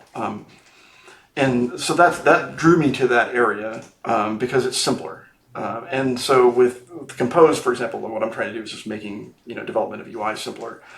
And that's what I've been trying to do most of my career. I think that from changing I'm not bigoted by any language. I love learning about new languages, and so I'll learn any language that someone talks about that I think has credibility. I'll go and try and learn about it, if not try and do something with it. So I'm exposed to a lot of different languages, and that's kind of I think the biggest change that's in my career is just the proliferation of different programming models that are out there that are kind of cool. I don't think that's going to change anytime soon. But when I started, there was BASIC and there was assembler, and you could do something on a Mini, which was these weird other languages like Fortran and COBOL. But on an Apple II, they didn't exist really.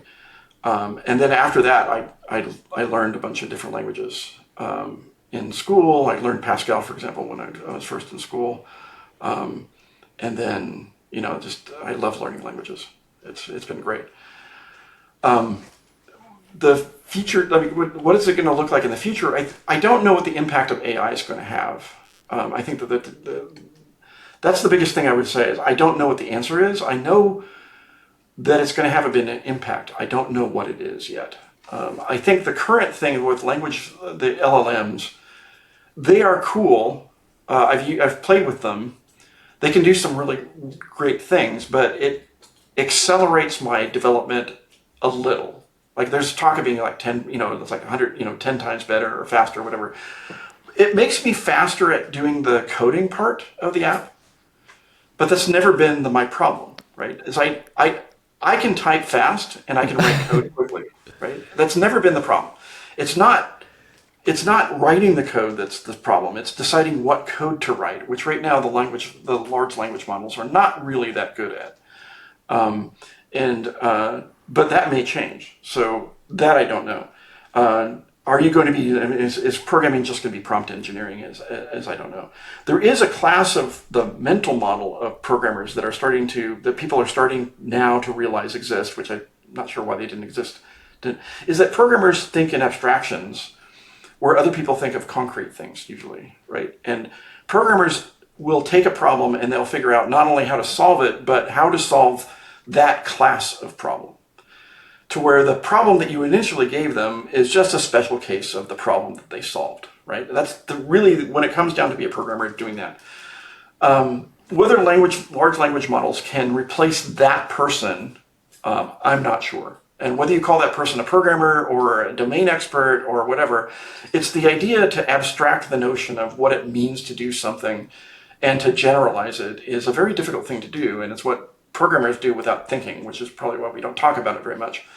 Because we just do that naturally. It's like breathing to us. That is hard for large language models currently to do, but I don't know. So this becomes like, what does programming mean in the future? I don't know what the answer is. What I've told people around me is I'm really glad this came at the end of my career. It's not the beginning. Because I just don't know what it's going to look like, and I know that it's going to have to change. But then there's a lot of things that have changed. Like I went through PC to Windows, right, and we had to change a lot of stuff, how we do development and stuff like that. And out of the outgrowth of that became Delphi, which I'm really proud of. And then there's the change from doing desktop applications and doing that kind of stuff to doing web applications, and that was a huge change. And so web-based applications was huge, and then mobile-based applications was a huge change and a mindset. Now, is this just something else? I think that for me, I don't think that it's going to replace programmers. It's just going to change our job.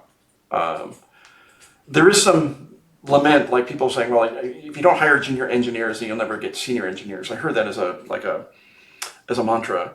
It sounds familiar to me because if you don't teach people assembly, they won't know how the machine works. Or there's always these phrases that sound good at the time that you realize are neo-Luddite phrases. They don't want something to change, and that they might be true, they might not be true. I don't know what the answer is yet. And so right now I'm just kind of like, I'm trying a bunch of AI things on my side. You asked what I do on Fridays. This like some of that is like, oh, let's try to get Gemini to do something. And so I've been doing that. The other thing that we're doing internally on the Compose team is we are really focused on AI and how AI uses Compose in Android. Yes. Because right now it's not as good as it could be. And so we're focused on doing things to improve that. and that we see that as part of our job, right? The other thing that we're going to be doing is one of the things when we're designing new features, one of the things I pay attention to is how good is an LLM using this feature? Could it use it? Does it understand it? And if it doesn't understand it, is it too complicated for anybody to understand, not just LLMs?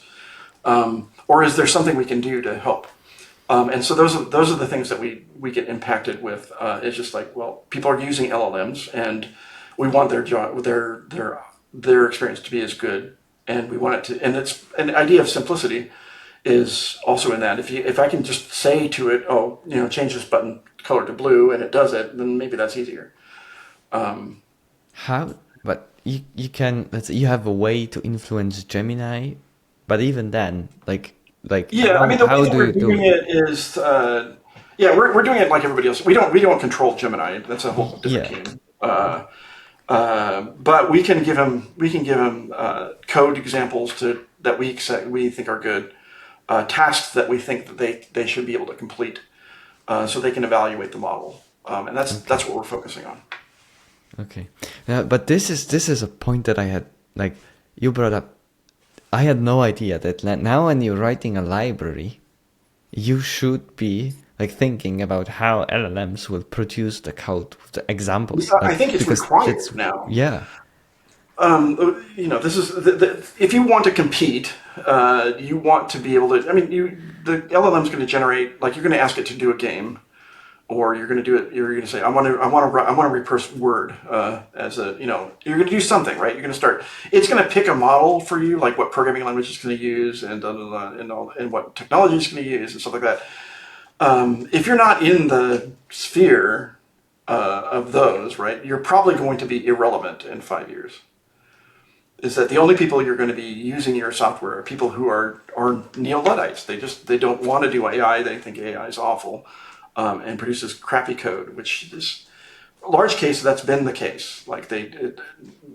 But that's not going to be the case probably in a few years, right? The code models are getting so much better now.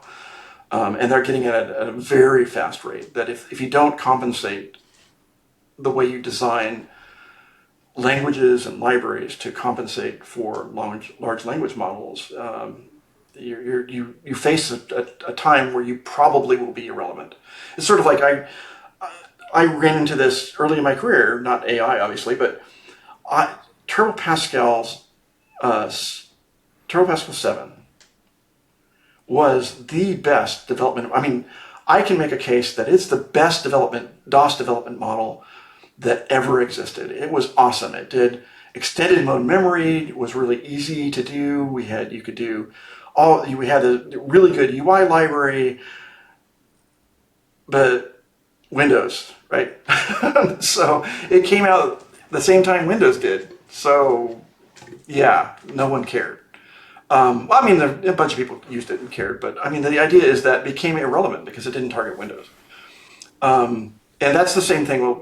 I see that same kind of sea change for development of, if it doesn't target, there's also sea changes, like if it didn't target mobile, what are you doing, right? And that became a sea change as well, or if it didn't target web. So there's going to be these sea changes that happen, and we're not sure about, like with the web, we weren't sure exactly what it meant to program the web initially, and people did some really weird things. And some of them really looked dated. But eventually it became like, oh, okay, this is a thing. And so we don't know how, designers will play into this, how, like, if you get somebody who can do a good design, will they be successful at doing an app? Or do they need somebody that will think about all the places that they don't think about? One of the things that we know with designers is they think about the common case, and engineers think about the uncommon case. And so we think about the exceptions of, okay, yes, that's great, I can do that, but what if it's on its side? What if I have more space than you thought it did? What if I'm constrained and I have a language that has more characters than you expected? Things like that is what engineers will ask. And so those questions are still valuable. What form they take is, I'm not sure. Okay. Nice. Chuck, this was awesome. Thank you so much. Please tell me, where can people follow your work? Well, I'm the lead for Compose now. And so it's basically Compose. That's where most of my focus is. I do have a GitHub repository, which is Chuck Jazz, or GitHub account, which I do some things on, but they're not to be taken seriously. It's not where I do stuff, but like, for example, I'm vibe coding a language, but I don't expect anybody to use it. I'm just trying to figure out, can Gemini produce a language that actually does stuff? And so far, I've gotten pretty close. Like it generates a parser, it generated a parser, a tokenizer, code generation. It produces WASM code that you can execute in the browser if what you want to do is add two integers together. But it's gotten to it's not real yet. But it's like, well, this is the farthest I've gotten with that. 2.5 of Gemini kind of fell over. 3.0 is going faster, is going farther. And the question is like, what do I do with that? I don't know. Right now, I'm just trying to figure out what the limits and how to use AI and what prompts can I ask it, and it will do something reasonable, and what times to get confused. Like one time I asked it to do something and it got really confused. This time I'm using TypeScript as the language to implement the thing, which is easier for LLMs to use. The first attempt I did this was in Rust, and it really got confused about a module or a crate that you imported that generated the types that were imported. So in Rust, you can do these macros, which will generate things. And the LLM got so confused about why it saw a symbol and says, well, I don't see an import for it. I'll import it. Then it gets a compiler error saying you duplicated the symbol, and says, well, maybe I should not import it. And it goes, oh, but I got a compiler error. Maybe I should import it. So it got in these cycles where it just like, it does something and then figures out, oh, I need to undo that. Then it doesn't know what to do. And finally, it got through one of these cycles that was similar to this, and it got to a point, it got so confused, it goes, well, should I use pip or npm? It's like, it started doing these things like, in the Rust, pip. It's like, it just got so confused. It forgot what language it was in and what it was doing, and Okay. and so that, but now I got it right. So it's like, this becomes, one of the things I learned is you try not, if you do anything that's tricky, that like this, like you generate code behind the scenes, LLMs get confused because they don't see that, and they'll see what they think is an error, and they know how to fix that error, and they do it. And so you'd have to train the model to know about this kind of library, and so that's one of the things is like, well, maybe we shouldn't write libraries like that anymore that do that are kind of tricky, and yeah. Okay. Awesome, Chuck. One more time, thank you so much for joining me and for the effort. Right.